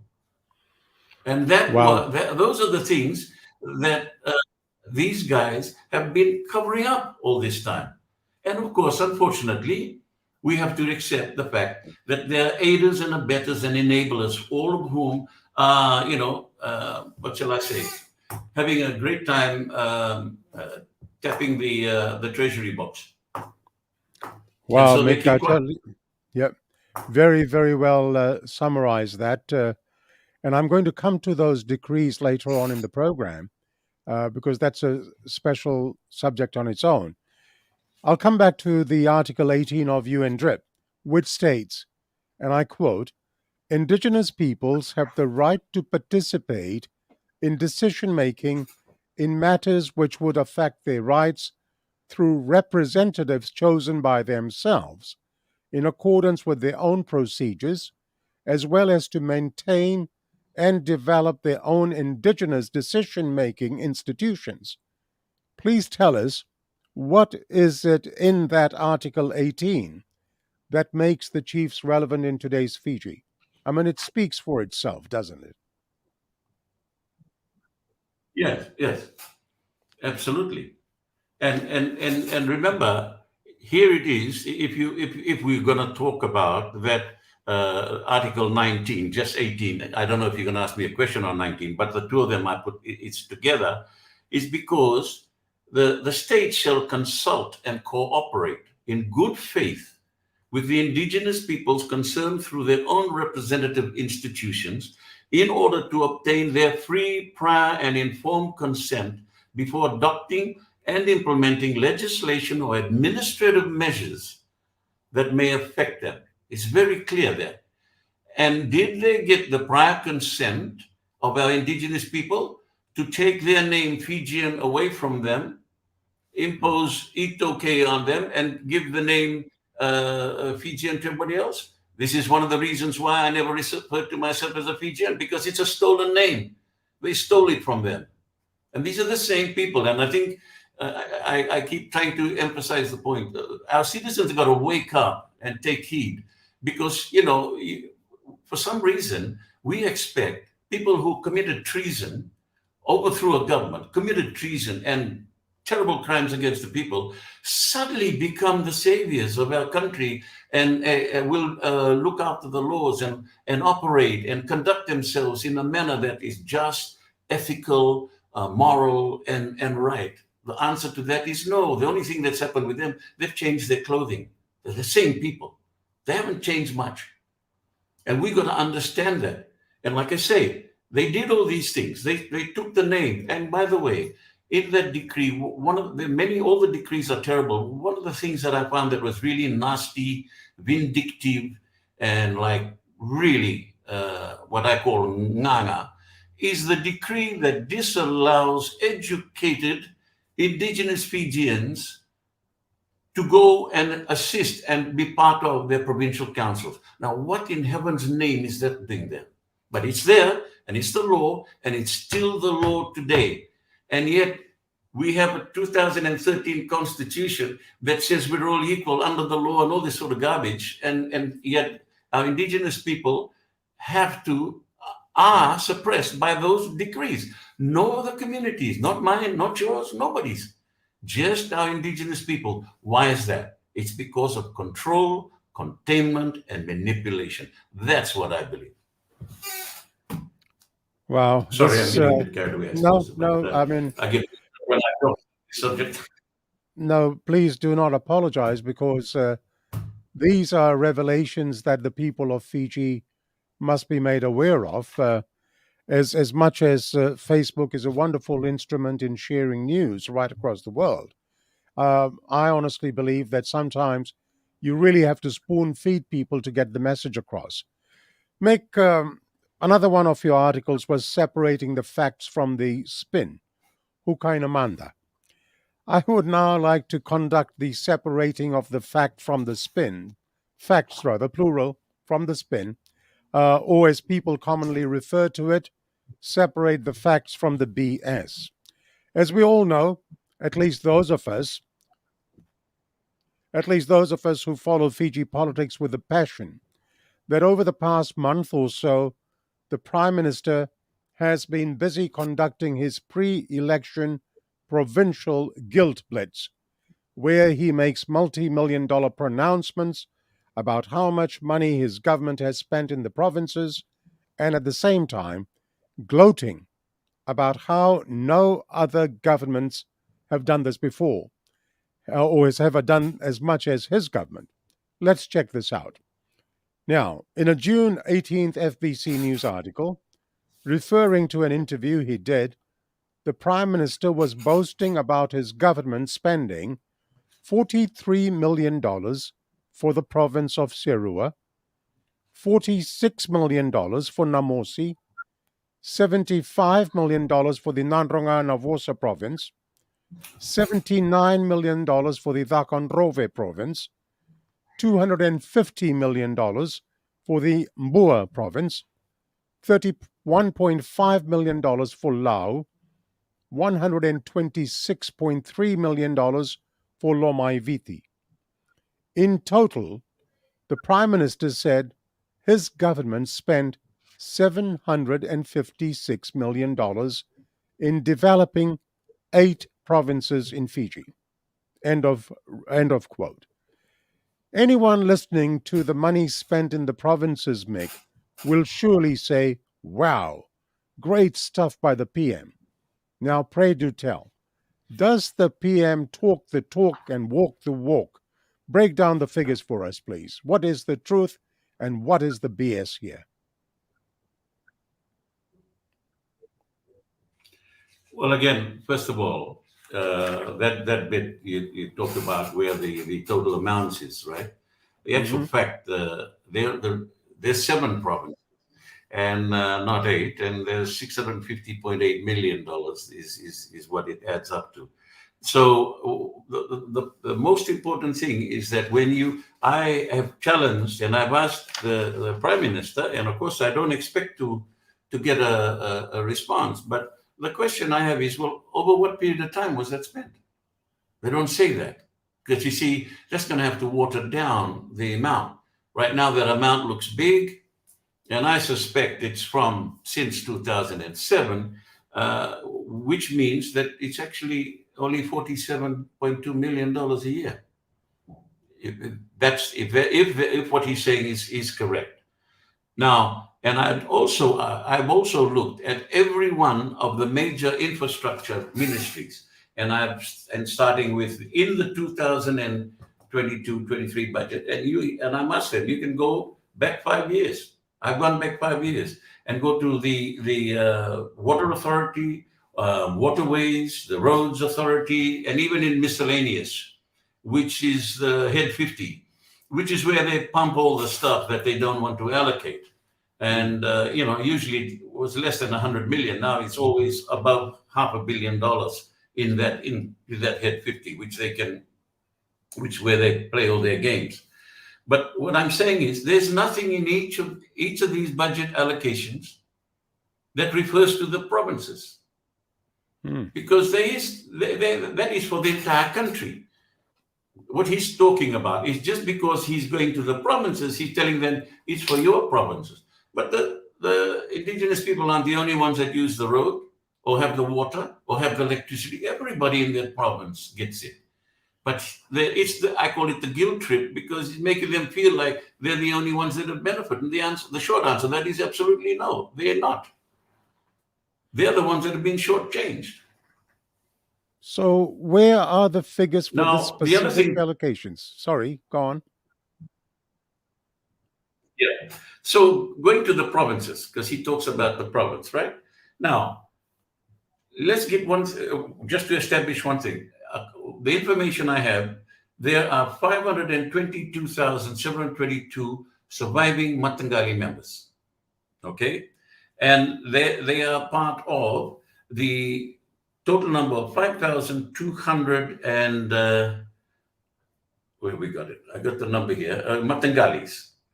And they all live in 1,192 villages throughout all the provinces. Okay, so that's it. Therefore, in 2007, the provincial councils in total were paid 1.4 million. Now, including Rutuma, that means there are 14 councils, so that's 100,000 per council per year. Per year. Wow. 100,000 per council per year. Okay. Now that amount remained the allocation from 2007 to 2010. 3 years, same thing, 100,000. Then from 2011 to 2015-16, they reduced the provincial council funding by to $1 million. They reduced it. And from 2016 and 17, it increased again by 18.5 thousand. 2018 to 2019 increased to 1.9 million. Again, all small little token increases, which is $137,000 there. Then in 2021, it reduced it down back to 1.1 million, right? And in this election budget, 2022 to 2023, it's increased by 2.8 million, 203% to 4.2 million this year, just on the eve of the election. And the source of that information is the budget, the government's estimated budget. So they give peanuts to the provincial council. So what happens is, if you just imagine in the village setting, in the village environment, if the provincial councils don't have enough to do all of the actual work that they need to do, then the pressure goes down to each household. And they'll have to solely to make up the shortfall, to get things done in the area. And of course, and from what I've been able to ascertain, and it varies, depends on who you're talking to, of course, but a household can have at least between like 50 to up to 80% of their income gone on the solis that they are obliged, traditionally and customarily obliged to do. Now, why is it that they have to do that, when we should be adequately funding the provincial councils to make sure that they take care of all the needs for the province properly and adequately, and not impose this additional financial burden on our Indigenous community in the village level? And bearing in mind, when you read all these things, you shouldn't get surprised. They are 75% of the absolute poor in this country. It's absolutely shocking. Wow. You mentioned the surviving Matangali members, SMM, who live in 1,192 villages. Their total 522 odd thousand surviving Matangali members. Would you know what the average payout per the SSM would be?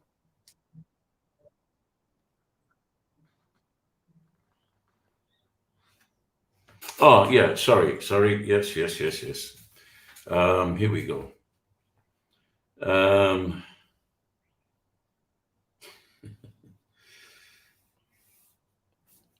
If I'm not wrong, I think the figure comes. I stand to be corrected, Mick. would I be right in quoting the figure of $2.75 a year for each SSM, or 5 Yes, cents a week? I read something like that, or yeah, 5 two cents a dollars week. and 75. Yeah, no, I just clicked it on the wrong page. $2.75 cents a year, That's for each and surviving that's Matangali the member. sums. Yeah, I mean, that's the allocation for the provincial council. So that's to cover the livelihood of that number of surviving Matangali members. So when you break that down, and it's only $100,000 per province, and we're not allowing for the bigger province versus the small provinces. I mean, it's just a shameful. It's just nothing. It is. It shouldn't happen. It shouldn't be like that. But that's what it is. And and Wow. and again, I also noted in my post that yes, I know that they also fund the Tokyo Affairs Board, the Turanikoro Lounge, Matani Takina Lounge, Namata Native Land Reserve, all these other um, sections are funded. But my point is that, but even when you add all of that up, right, and you divide it again by the number of members, the Matangali member per Matangali member still means that $15.24 per member per year is what the funding allocation is for provincial councils to do all of that. And that comes down to 29 cents a week. Wow. And 29 not my cents figures, a, it's this. 29 cents a week. Wow. Yeah. Um, the Prime Minister claims that his government is attending to the needs of ordinary Fijians and that this was never done by previous governments, and that the Fiji First government knows what the people needs and works accordingly. How do you react to such a statement, having just heard the figures that you've just crunched? What I really want to say, I can't say publicly when I hear that type of stuff because it's total nonsense. And again, it's just all part of the spin. We do all of these things for the people. Well, if he calls 29 cents per Matagali member in a week is helping them in their province, then he must be on another planet because that is absolute outrageous. And the fact of the matter remains is this, and I keep coming back to it. My source of information is based on what they've actually paid out for the things that they're announcing. It's not based on anything else. It's the money they allocate for that program. And what they've allocated for the provincial councils is what I have just highlighted. Not a penny more, not a penny less. So that's their own allocation and funding. And basically, when you combine the fact that the restrictions imposed on our Indigenous people by the decrees that are there, the restrictions, the control of the land, native land, and leasing it, etc. They have to have it at an attractive level of pricing, etc. And all of these other things, and the fact that it's ministerially controlled, the provincial council funding and all of these things comes from the ministry. And the head of the Ito came and sees the Prime Minister himself. So this is his plan. This is what he agrees to. So nobody else is involved in that. So they make their decisions. This is their budget. And all I'm doing is bringing the numbers down to a per week comparison. And the reason for the per week comparison that I keep going back to is because that's the base minimum poverty line. Yes. Now, and anything you want to compare it with that. And if it's less than that, then you are perpetuating poverty. And I've just demonstrated, even here with the provincial council, it's absurd the level of they are perpetuating poverty with our people. It's just unbelievable. Mick, it just boggles the mind. You have the Prime Minister who's in charge of Etoke affairs. then you have some very well-known representatives in the Fiji First government who are ETOK ministers. Shouldn't they be looking after their own people, their own provincial councils, so to say? Why are they quiet on this front? Is it blind following the blind? No, I don't. I don't think so at all. Again, the reality is they are protecting their salaries. That's all. Mm-hmm. If any one of them opens their mouth and goes against anything that is said, they will be the ex-minister, and that means the $250,000 or $300,000 a year income will be lost. And so again, I wouldn't concern myself too much with the ministerial side, because we all know they there. They refer to them as the Lavelinga squad. They just sit there and do as they're told, and they nod their head or put their hand up or press the button when they're told to do that, and that's it. So you may as well put a bunch of donkeys sitting there, because they're not contributing in real terms. They're not speaking from the heart. They're just doing as they are told. I call them they're actually, what are they? Ornaments. They're just ornaments. They're just filling up the seat there and doing exactly as they're told, because nobody dares to speak out of turn. And that's the reality of it. And what Well, I'm the trying to say is, in the meantime, the people are struggling. And all this is going on. So they're not going to risk their job. Now, I wanted to say this. In terms of the civil service as a whole, and I'm including the military and I'm including the police and all of them, there is a dilemma that they all obviously face. And that dilemma is this.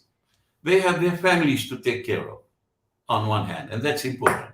So we have to think about that part of it too.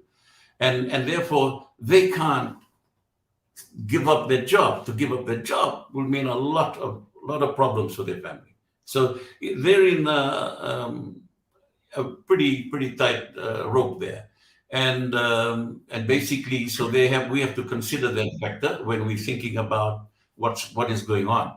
But on the other hand, there are some who are there primarily out of greed, and are making money, and they are making lots of money, and basically don't give two hoots about what happens to the people at large. And as long as they can keep collecting that money, their silence is birth. That's all. They're not interested in anything else. I would like to see the Parliament agree that every member of Parliament, since 2000, when we had the first 2014, up until now, to sign a declaration. This is what my net worth was in 2014, and today sign one. I'm happy to do it. I didn't win, but I'm happy to do the same thing. This is what I had then, this is what I got now, and see how many millionaires come out of that. Because most of them in ministry, you're a minister, you don't go to Parliament to make money, you go to Parliament to serve the people. And yet they're the best paid. And may I remind you that they are paid not by any independent emoluments commission that assesses salary levels from the entire country, the market, and then decides this is what your pay will be, this is what your allowance will be, from the president, prime minister down. No. In this government, that decision is made by the members of Parliament. They have their own committee to decide for themselves how much they should be paid.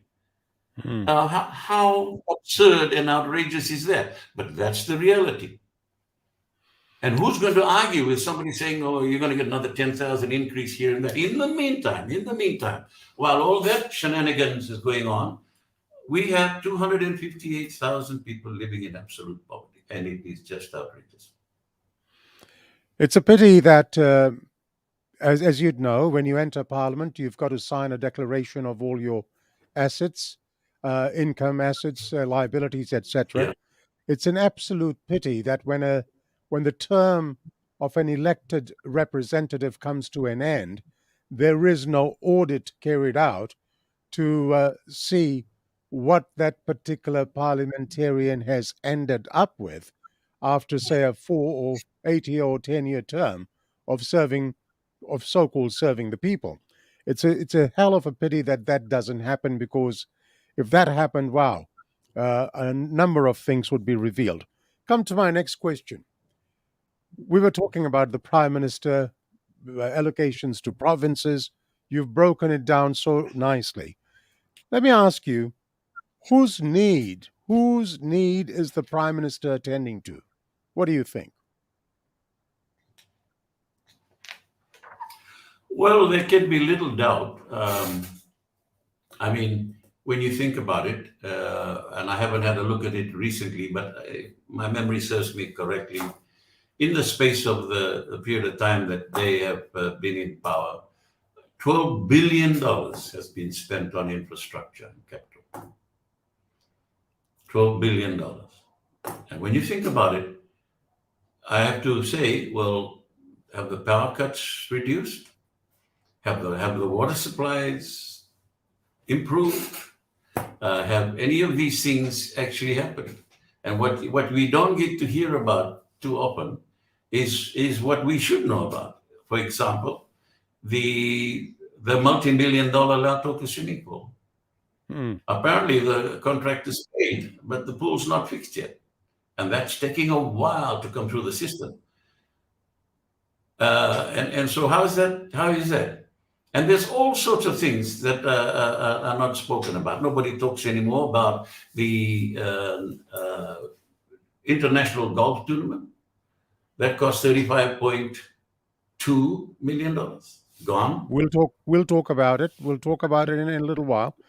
Getting back. There's a lot of. So who they're doing it for? I mean, what it's about is that they're not serving the interests of the people. That's for sure. Exactly whose interest they're serving? Well, I keep repeating myself about the fact that it is self-interest, self-enrichment, and self-glorification. That's what it's always been. I mean, you mentioned the Lautoka swimming pool. You mentioned that the contract has been paid off. You tell me, Mick. I mean, look, we've gone grey. We've lost our hair. You tell me, when is it ever a case when we get a contractor or a tradesperson to do work, and until and unless their job is finished, they never ever get paid in full? So who do you think would have authorized a payment, and the swimming pool is incomplete? And it went up from, I think, from 10 million to 11, and now sitting somewhere around $12 million. Please say something. I mean, who would have paid these guys out? Well, I think that the way to fix it, because you can't do anything about the guys that are in there now. It's up to the people to come election time, express their vote for change if they want to change. And then when you get a new government in, you go and check that out, get an independent audit, find out where it is, and go after the people who've stolen the money, because it's been stolen. It's been stolen. There's no other nice word to say. So somebody's made a lot of money, millions of dollars. And not only that, somebody in authority has authorized it to happen. I mean, it takes two to tango. Somebody has to give the money and the other one's receiving it. So, but again, this all comes to management. And supposedly this is Fiji First prudent management.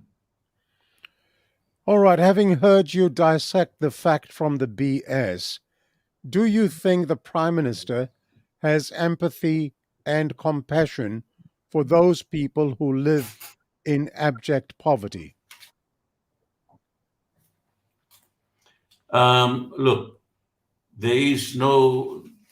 I don't think there's a disconnect between the words he uses and the reality on the ground. And my short answer to that question is they're definitely not. And again, I base mine not on what he's saying, but what his government is actually doing and paying out. And there's the answer.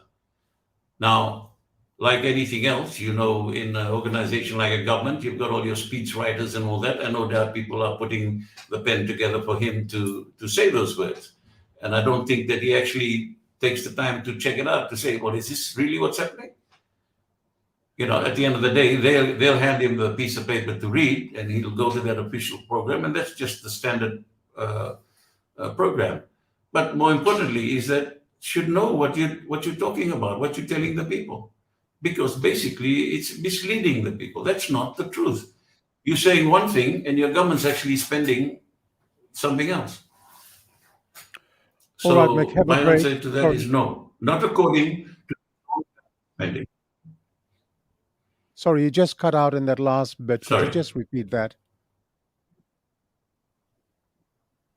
Oh, I'm just saying it's not. I mean, what I'm talking about is what he's saying is not in sync with what his government is spending.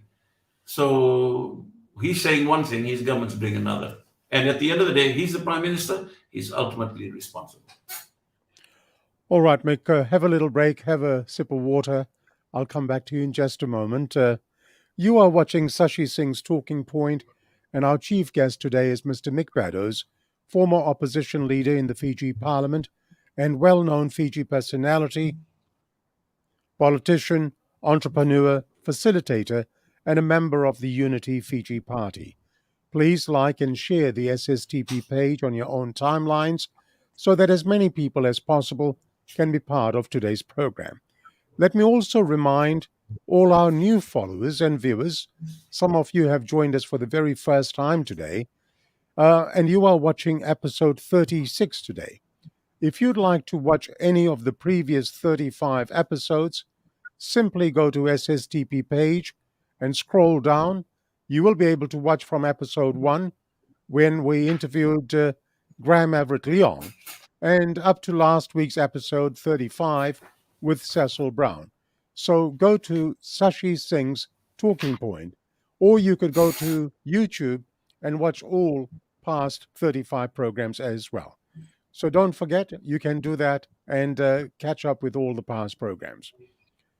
I would now like to turn to one of your write-ups where the title said, Mick, and I quote, "Lest you forget, the proof is always in the pudding. Things to remember before you give your vote away." I just love the title. Let's just check out some facts that you spoke about. So in the lead up to the 2014 elections, Minister Kayum announced the establishment of the now infamous government grant to Ethoke landowners, promoted as, and I quote, one of the Fiji First government's top priorities to ensure that Ethoke landowners have increased and direct benefits from the development of their lands. And he announced that $10 million would be set aside in the 2015 budget for this priority. Now, that was 8 years ago, and simple maths tells us that by now, at $10 million a year, $80 million should have been given to landowners. What is the reality here? Well, to start with, after all that fanfare, the reality is that in the first 2 years, in 2015, there was zero allocations made. There was, what shall I say, approvals given. There were, I knew for a fact there were a lot of landowning units who did apply. Some of them called and told me that they had applied. So I was aware that there was a number of landowners who had applied for that particular, that program. And in year one, they had zero approvals. 2016, zero approvals. And so on and so forth. So they did not, it was an absolute, to me, this program is an absolute failure, total and absolute failure. And what I did do was I then summarized it. I've summarized it in this way. The budget allocation between 2016 and 20 is 50,000, okay? And what I did was I said, okay, our Indigenous community number are 62%. Now, the other major institution that the government supports is the Fiji sugar industry. I wanted to compare what is being done.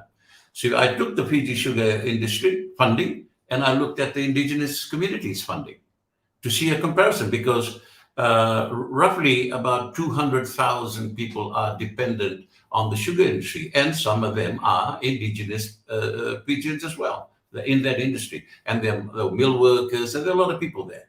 So I wanted to look at the two largest segments of of people. So and the indigenous Matangali members, as I have indicated before, is 522,722 surviving members. Now, what I'm trying to say is that what should have been 80 million given out did not occur. The first 2 years, it was zero. And then when they did give something out, it was less than what was supposed to be provided. At the end of the game, at the end of the day, it was $58,000 in total that should have been given out. And what they actually spent, and when I say 58, the reason is that towards the end, clearly their program was not being successful, but I believe that the promise made in 2014 was an election ploy to stimulate the support of the indigenous Fijian. $10 million a year, same thing, spin, $10 million a year to help you develop your land. Now imagine if they had been sincere and true, and what that $80 million would have done to improving the well-being of our indigenous people all around the country, had they been sincere and true and honest about it, and they were not. Because between that time and now, they have only spent $8.5 million in approvals. All right. I believe it's 58 million, now, not 58,000, just imagine, correct? There's a balance of 49.3 million. Mm-hmm. Well, 58 million is the budget allocated. Okay? Yep. So what I'm saying of that is, and I'm trying to do that budget comparison with the Fiji Sugar Corporation, and over the same period, the budget was $402 million. All right. Over that same period, just to try and do that. Yeah. So my point being is that this Itoke Development Fund, they haven't given any details relating to the success and who's had the opportunity, what has happened to it, nothing at all. All we know is that they dropped it from 10 million to 4 million, and then 2 million. And now the estimate for 2022-23 is 4 million as the fund. That's a big drop from 10 million. So it's been a total failure in terms of that. And basically, that's why I say what I said about this. It was supposed to be a top priority of the Fiji First government. And now we know that it wasn't. So the actual spend was 8.5 million, which is 17% of what was promised. Now, anybody that does that, sorry. No, I'm waiting. Go on. Okay. No, all I'm trying to say is that only 17% of the promises, the $10 million a year, okay, was spent. And that's $8.5 million in that time. And that's outrageous. Now, what do you say to the Prime Minister's statement to the people of Maduata when he said, and I quote, "My political opponents never tell us what they would do if, God forbid, they ever entered government." End of quote. And then you look at the broken promises. What do you say to his statement?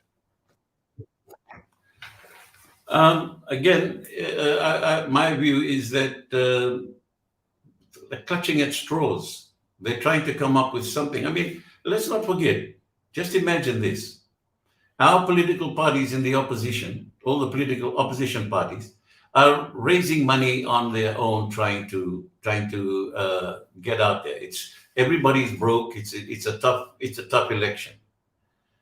This government uses COVIS and has been using them since 2012, paying out $1 million a year of taxpayers' money. It recently dropped to $800,000. That's still, and there must be some hidden payments somewhere else. So we're talking $11 million has already gone out in doing all this PR work and all this spin, and that's what he's talking about. And the bottom line is this, that they, he's talking about, they're talking nonsense now. So even if that's the best that someone like Corbus, who's getting 800,000, can come up with, then they're in a bit of jeopardy, I would say, because if that's all they can come up with. The bottom line is, which is why I have maintained it all the time, is I just keep going back to what they spend, what they say, and there's a disconnect almost in every area you look. Mick, government. But again, yeah. Yeah, go on. Please go on. No, carry on. No, you were going to say something. It's okay. I mean, sorry. All right. Yeah, no. All right. I mean, government is supposed to be running the country's business. That's the business they're in. How would the failure of the Etoke development plan be regarded in normal business or in commercial terms? I mean, if you and I were running a business and we performed this badly, if we had a board of directors, for instance, they'd kick us out immediately. Close shop. Yep. It's a failure. It's a failure. All right. There is no aspect of it that you can call good and helping. So, like I say, there's a disconnect with what they spin and what they actually do. And all I try to do is highlight what they actually do in relation to that. Are you then in agreement if I said that the Indigenous landowners have been shortchanged? Hugely shortchanged. All right. And what if the government says, and you touched on this just a little while ago, what if the government says that their efforts in sustaining the sugar industry meant investing more in that particular industry for its survival? Again, we are throwing good money after bad. And I did a post on this after I read the comments of the CEO. I mean, look, it's been years and years and years of this problem, and we're just putting all that money down. We need to stop, have another look at it, and then figure out, okay, what can we do? Can we have a downsized, different version of sugar production, or however can we make it work? Because we have to remember the mill workers, we have to remember the farmers and everybody that's involved, and all the other families that are reliant on that. So we got to consider that. Now, the other thing that we have not done, and we should do, we must do, is we now know, COVID's taught us the fact that we need to get agriculturally more savvy in what we're doing here now, and we should be growing our vegetables and be self-sufficient wherever we can, and that's an essential part. We have a tourist industry that prior to COVID, with the airline, it's a $3 billion a year industry. At the time, going back a few years, imports of vegetables was about 300 million. Now then we have a sugar industry where we're pumping, what have I got here? $402 million into. It's already got a negative asset base of 300 million. It's insolvent. And any other commercial entity would be gone by now. The reason it's there is because too many people are dependent on it. So we've got to try and find some other way around it. And now what I'm saying is, if you also look at the number of farmers who were there back in 2007 versus today, there's a lot of farmers who've gone away and gone on to other things. And what I'm trying to say is, we have to look at, well, what happened to those farms? We've got to try and then make them used again, but this time convert it to vegetable farming on a commercial scale to be able to provide what the tourist industry buys from abroad, but provide it locally. Now, just imagine, if you look at the figures that we just talked about, if $300 million, we won't be able to supplement, produce all. There'll be stuff that the hotel industry would need to get from abroad. That's fine. But let's just say it was $200 million even a year going to the farming community in Fiji to purchase the vegetables to supply the needs of the tourist industry, which is here in our country. We don't have to go out looking for it. It's here. We just need to make sure that all the parties come together and a contract of understanding is made. And suddenly, the whole situation, the whole ballgame changes. It all goes positive because we are producing. But if we ever have another pandemic, and there's a hell of a good chance that that's going to happen again, if we have to shut down, we become more self-sufficient. I mean, that's what has to happen. And so they need to change that. But right now, we're just pumping millions and millions of dollars into an industry that essentially is on life support. Do you think common sense has just totally gone out of the window? Yeah, oh, absolutely. I mean, I guess when you steal your position in power, you didn't really go through the hard knocks to get there to be able to do that job. And you have people who are in positions that very expensive exercise. That's all I can say, Fiji first, that we're spending hundreds of thousands of dollars, millions of dollars to pay salaries to people who don't know what the hell they're doing and making them learn on the job, all the mistakes that they learn. And I was just starting to tell you about all the spending that they have done. That is just gone. Money's gone, finished, kaput. Now imagine how many families those funds could have been supporting right now. It doesn't make sense.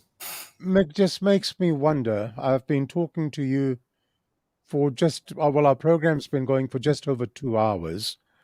I have a lot to dissect yet, and we'll continue for a short while.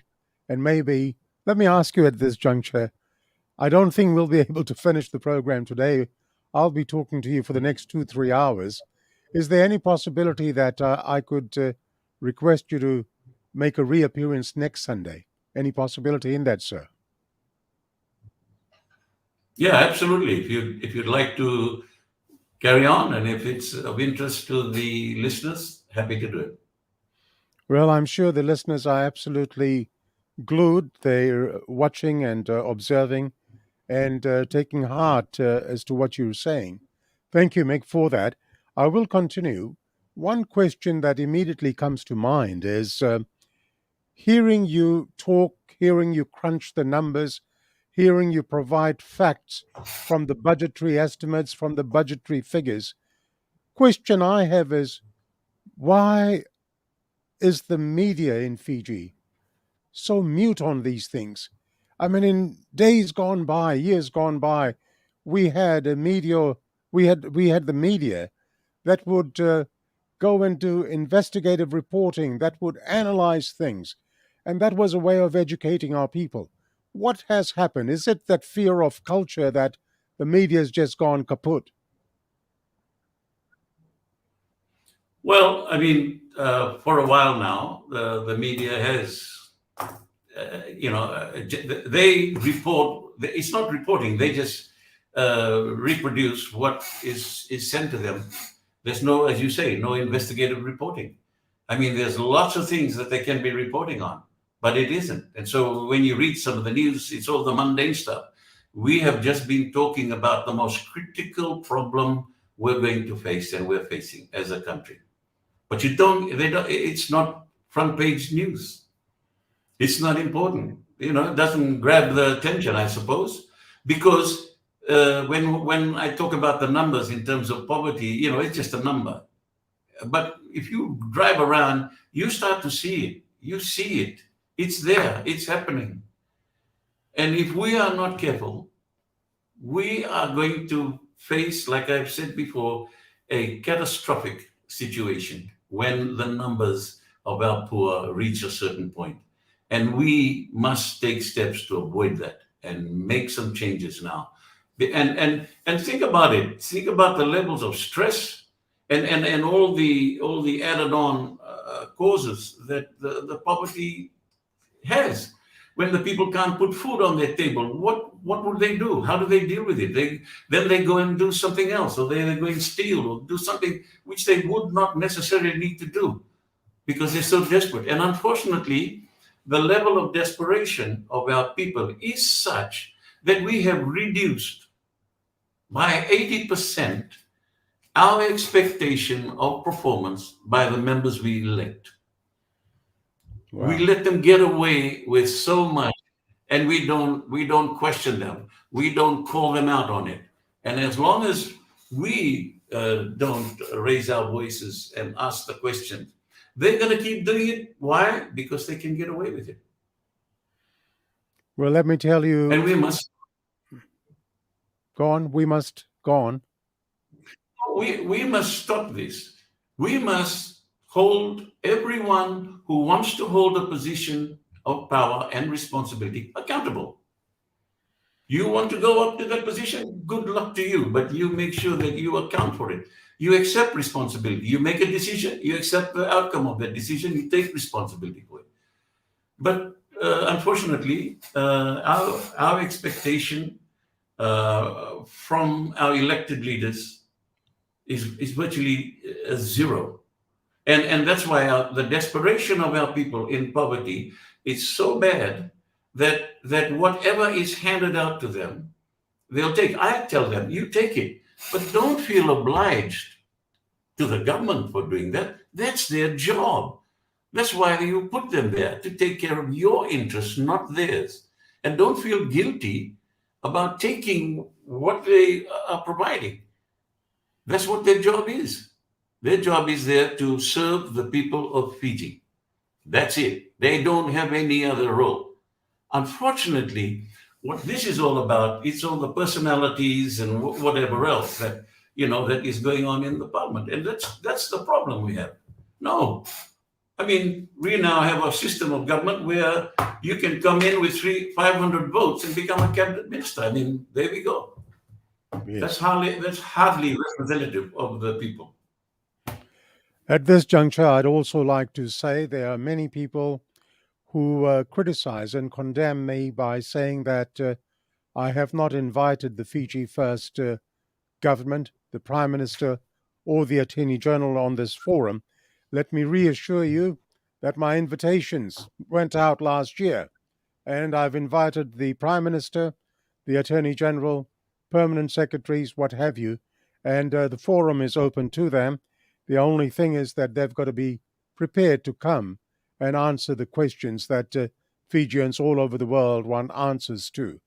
And as Mick just said, you can't just be paying lip service to people. You've got to walk the walk and talk the talk.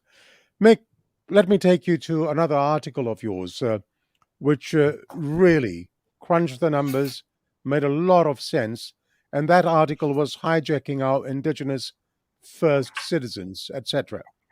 Now, Prime Minister Bainimarama, in a report by FBC on the 1st of August 2022, is reported to have said that landowners' ownership has remained intact and nothing has been taken or will be taken, and that their land has never been more secure and useful than it is today, and that everyone will see the benefit of lease money as stipulated in the law since 2011. He is also reported to have said that the E-Toke currently holds more than $52 million on behalf of 47,000 Fijians who are below the age of 18, and that the initiative has created several young millionaires. What is the spin here, Mick? Do the figures add up? No, of course not. Again, this is in this regard. The first thing I want to say is this: Prime Minister and them they've made the decision, and that decision they made is they're telling the Indigenous Fijians, first citizens, that you have to share your income equally with everybody. But they haven't told the minority community to do that. I haven't been told that I have to share my income equally with everybody in my family. Indian community hasn't been told that. Chinese community, no other community has been told or directed to do that. Right? They have made the indigenous people, and that lease income, by the way, is their income, not the government's. It's their income. And the Matagalis, the landowners, it's their money, nobody else's. And that decision about how it's divvied up or whatever is theirs. I mean, I just think about it. So how will it all work? The child that's just born gets an even share all the way until they attend school. And in the meantime, all this time, the parents are providing for the children and paying for the food and feeding them. But you can't touch their money now because it's been divided up. That is absolutely absurd. It's for each household and each family to do what is necessary. You don't see all the big corporate companies all being told to divide your income to everybody equally. It doesn't work that way. But so why are we discriminating against the indigenous people? And again, if you come back to UN DRIP, they have the right to make that decision themselves, nobody else. That's the international norm. It's not for, and by the way, when all these decisions were made, this was at a time when they were an illegal regime. There was no democracy in Fiji, and it's still the law today. So yeah, no, sorry. Again, it's back to the normal spin. Again, if you want to have a look at it now, where are we? Article, yeah, the 52 million. Now, what I'm saying, there is no way that they are millionaires, and I'm asking him to tell us. So, how many millionaires are there? And how is it possible if the total income of the lease money on average per year is 59 million? All right? That's the average. And when you break it all the way down, I think in one of my posts, I do have it at about $2 and something, $2.70 a week as the income. So how are you going to make $1 million out of that? I think it's $4.68 if I remember. $4.68 Oh, yes, $4.68, yeah. Yes, Yeah. $4.68 a week. I'd like A you to just repeat that, so the viewers get a grasp of that. So from that $52 million, on behalf, please, you finish that sentence and explain how does it come to $4.68 a week. Well, okay. Now, on the 17th of May, I think I did that article, right? These are the lease monies collected from 2018 to 2021. So that's over a 4-year period. And therefore, the miners received $243.32 each a year as their share. Because he mentioned the period of time that when it was collected. Okay, and this is what I talk about, the big spin. They throw these big figures out, and you think, wow, that's a lot. But then $243.32 per year as their share, which is equal to $4.68 a week each. Wow. So if they've been doing it since then, how does someone getting $4.68 a week share be a millionaire? That I don't know. That is still work in progress. I'm still trying to work that one out. Well, what can you buy for $4.68? It is absolutely just sickening. Now, do you have, does the government have the right to impose their will on the personal incomes of the majority of the Itoke community?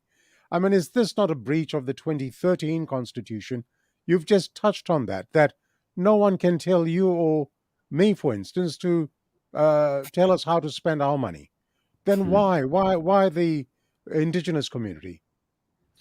Well, I want to also just draw your attention to what the actual the 2013 Constitution says. It says we recognize the people of Fiji, recognizing the indigenous people of the Ito Cave, their ownership of land and their unique culture. It goes on to the Rutumans and everybody else, and declare that we are all Fijians united and common by a common and equal citizenry. Equal citizenry. That's the opening shot on the 2013 Constitution. And then they recognize that the Constitution is the supreme law of the land. So the supreme law of the land, according to them, is everybody is equal. And here we have them treating our indigenous people in an unequal, discriminatory manner. And there's a section 26 of the Constitution, of the Bill of Rights. You cannot if you treat anybody differently from the rest, that's discrimination. And there's a whole host of a raft of reasons, things that you cannot discriminate against. And what they do with the indigenous people discriminates against them. And I come back again. There are 17 to 23 decrees that are targeting our indigenous people only, nobody else. No other person in this country has that. No other community in this country, only our indigenous people. So this has to stop. We can't allow this to carry on. $4.68 a week. And why are the people so quiet? Why do they accept these things? If this was a South American country, for example, Argentina or somewhere like that, there'd be riots on the street. They'd be marching right up to Parliament House. I know protests and things are not allowed in Fiji, but this is absolutely just mind-shattering. Why do you think people are so quiet and accepting? The number one reason why people come to Fiji is because of our indigenous people. Number one reason. It was when I first joined tourism in 1970. That was the reason tourists come. Not because of the beaches, not because of the hotels, not because of the facilities, because of the friendly, relaxed way of life of our indigenous community. It was the main reason then, and it's still the main reason today. In a 2019 report on tourism, it's still the number one because they're family-friendly people. That's the reason. The reason we don't have the riots on the streets and all that kind of stuff, in a way, while we may say, okay, well, we should be doing, no, in Fiji, we do things a different way. Mm-hmm. Thank God they are not they are not reacting. I hate to think what we would be like if they did react after all this pressure. That's what I'm trying to establish. That the ability to vosota by our Fijian community is unbelievable, unmatched. Absolutely.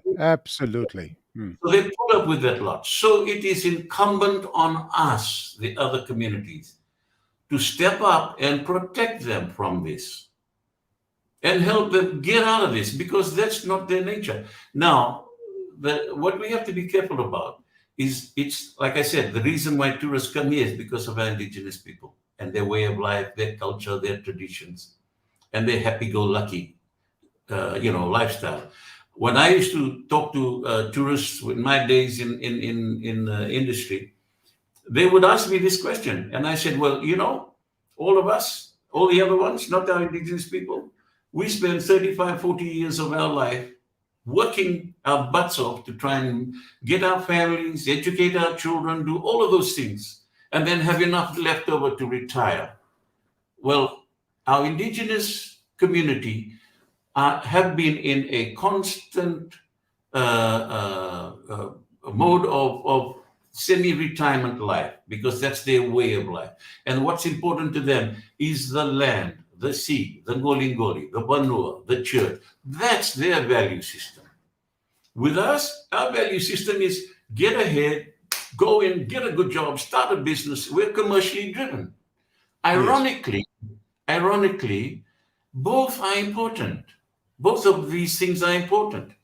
Now, here we have the Indigenous Fijians, who are the number one reason, the magnetic pull that brings 800,000 tourists a year pre-COVID to Fiji, who dropped $3 billion in the laps.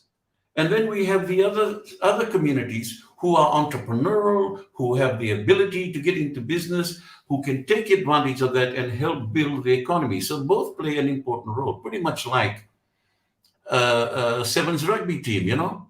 I mean, the locks and the props have a different role to play. The wing, everybody has a different role to play.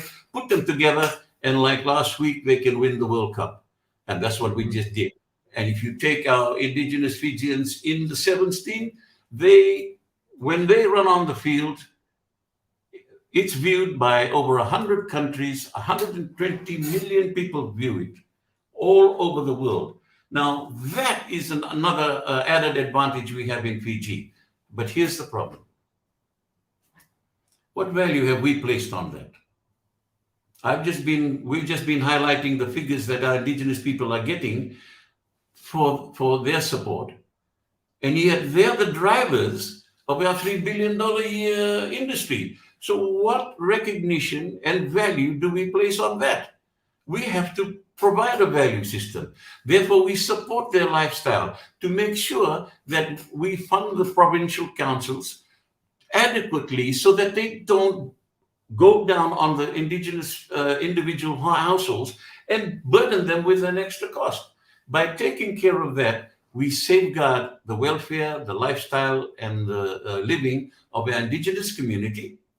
Because to not do that, we will force them to go into the lifestyle that we lead, which is in the hustle and bustle and whatever, and they will stop being eventually, if we don't watch out, we will create an exodus from that lifestyle, and the number one reason why people come here will slowly disappear, and we will kill the goose that has been laying our golden egg for decades. And that's what the problem is.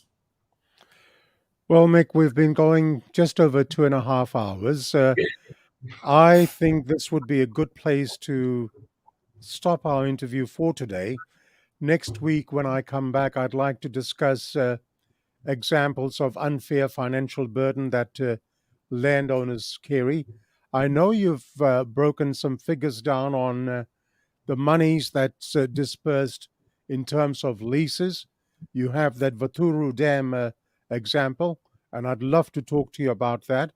Our trailer mentioned that you've written about lasting peace, living in a peaceful and a harmonious society, in a progressive and prosperous society. I'm going to touch on that as well, including moving on. I must ask you about the so-called 9 years of boom and the 100,000 citizens that have been lifted out of poverty, and the blame that the current administration have put on past administrations. Also, a look at Mr. Kayum's $1 a day bump that he says will make the difference between eating a full fish or just having a fish head. And then you wrote about the Fiji First Monty Python Theatre of Absurd continues. We'll touch on that as well. I'd love to talk to you about the Chapter 10 and Chapter 11 parts of the 2013 Constitution. That's a beauty. That's a doozy, as they say. Then the election 2022, you wrote an article. The choice is ours, for we reap what we sow. And that's when we're going to talk about the curse of the coups, the military coups we've had, or the other coup, and look at your projections for the 2022 election outcome. And most importantly, talk about where the chips may fall at the end of the whole election results. And I have a few other surprise questions for you, Mr. Beddoes, and that I would love to do with you next week. So we have a date next Sunday. That's confirmed? That's confirmed. Yeah, sure. I really appreciate your time, and thank you at such short notice for agreeing to next Sunday. Mr. Mick Beddoes, a big Vinaka Vakalevu to you. Dhanyavad, thank you so much, sir, for being my chief guest in today's episode of Sashi Singh's Talking Point. It's been an absolute pleasure having you on the show today. I think you've just given us facts and figures that most of us have never come across. Most of us have never been presented figures that have been dissected to a weekly amount, which just boggles the mind, which is just absolutely gobsmacking sad. That's how I look at it. But look, Mick, we'll continue next Sunday. Thank you so much. Have a wonderful day. And to Kim Beddoes, please pass my appreciation to your daughter Kim for all her assistance in facilitating this. Thank you, Mick. Thanks. Thanks. Bye-bye. Thank you. Nisamode. Thank you. We'll catch Bye. up with you next Sunday. Okay. Thank you. Well, folks, that's it for our episode 36 for today. I thank all those viewers who have taken time to provide their positive feedback with regards to today's program, SSTP, where we ask the questions that Fijians all over the world want answers to. As I say, Fijians want to know. A big thank you to my regular contributor, Nikhil Singh, for his input in the program today. As always, he's done a good job. To my SSTP team, I thank you as well. And to you, my viewers, thank you very much for watching this program today. I hope you can join us for episode 37 of Sashi Singh's Talking Point next Sunday, when we continue our discussions with Mr. Mick Beddoes, our chief guest. So until the next episode, I wish you all a very safe and happy week. And in closing, I'll leave you with this quote from Franklin D. Roosevelt. In closing, Franklin D. Roosevelt's quote, "True individual freedom cannot exist without economic security and independence. People who are hungry and out of a job are the stuff of which dictatorships are made of." I'll repeat that. True individual freedom cannot exist without economic security and independence. People who are hungry and are out of a job are the stuff of which dictatorships are made. That quote from Franklin D. Roosevelt. Well, that's it for episode 36 of Sashi Singh's Talking Point. Till the next program, I am Sashi Singh, bidding you all goodbye, namaste, and ni samode. Goodbye, world.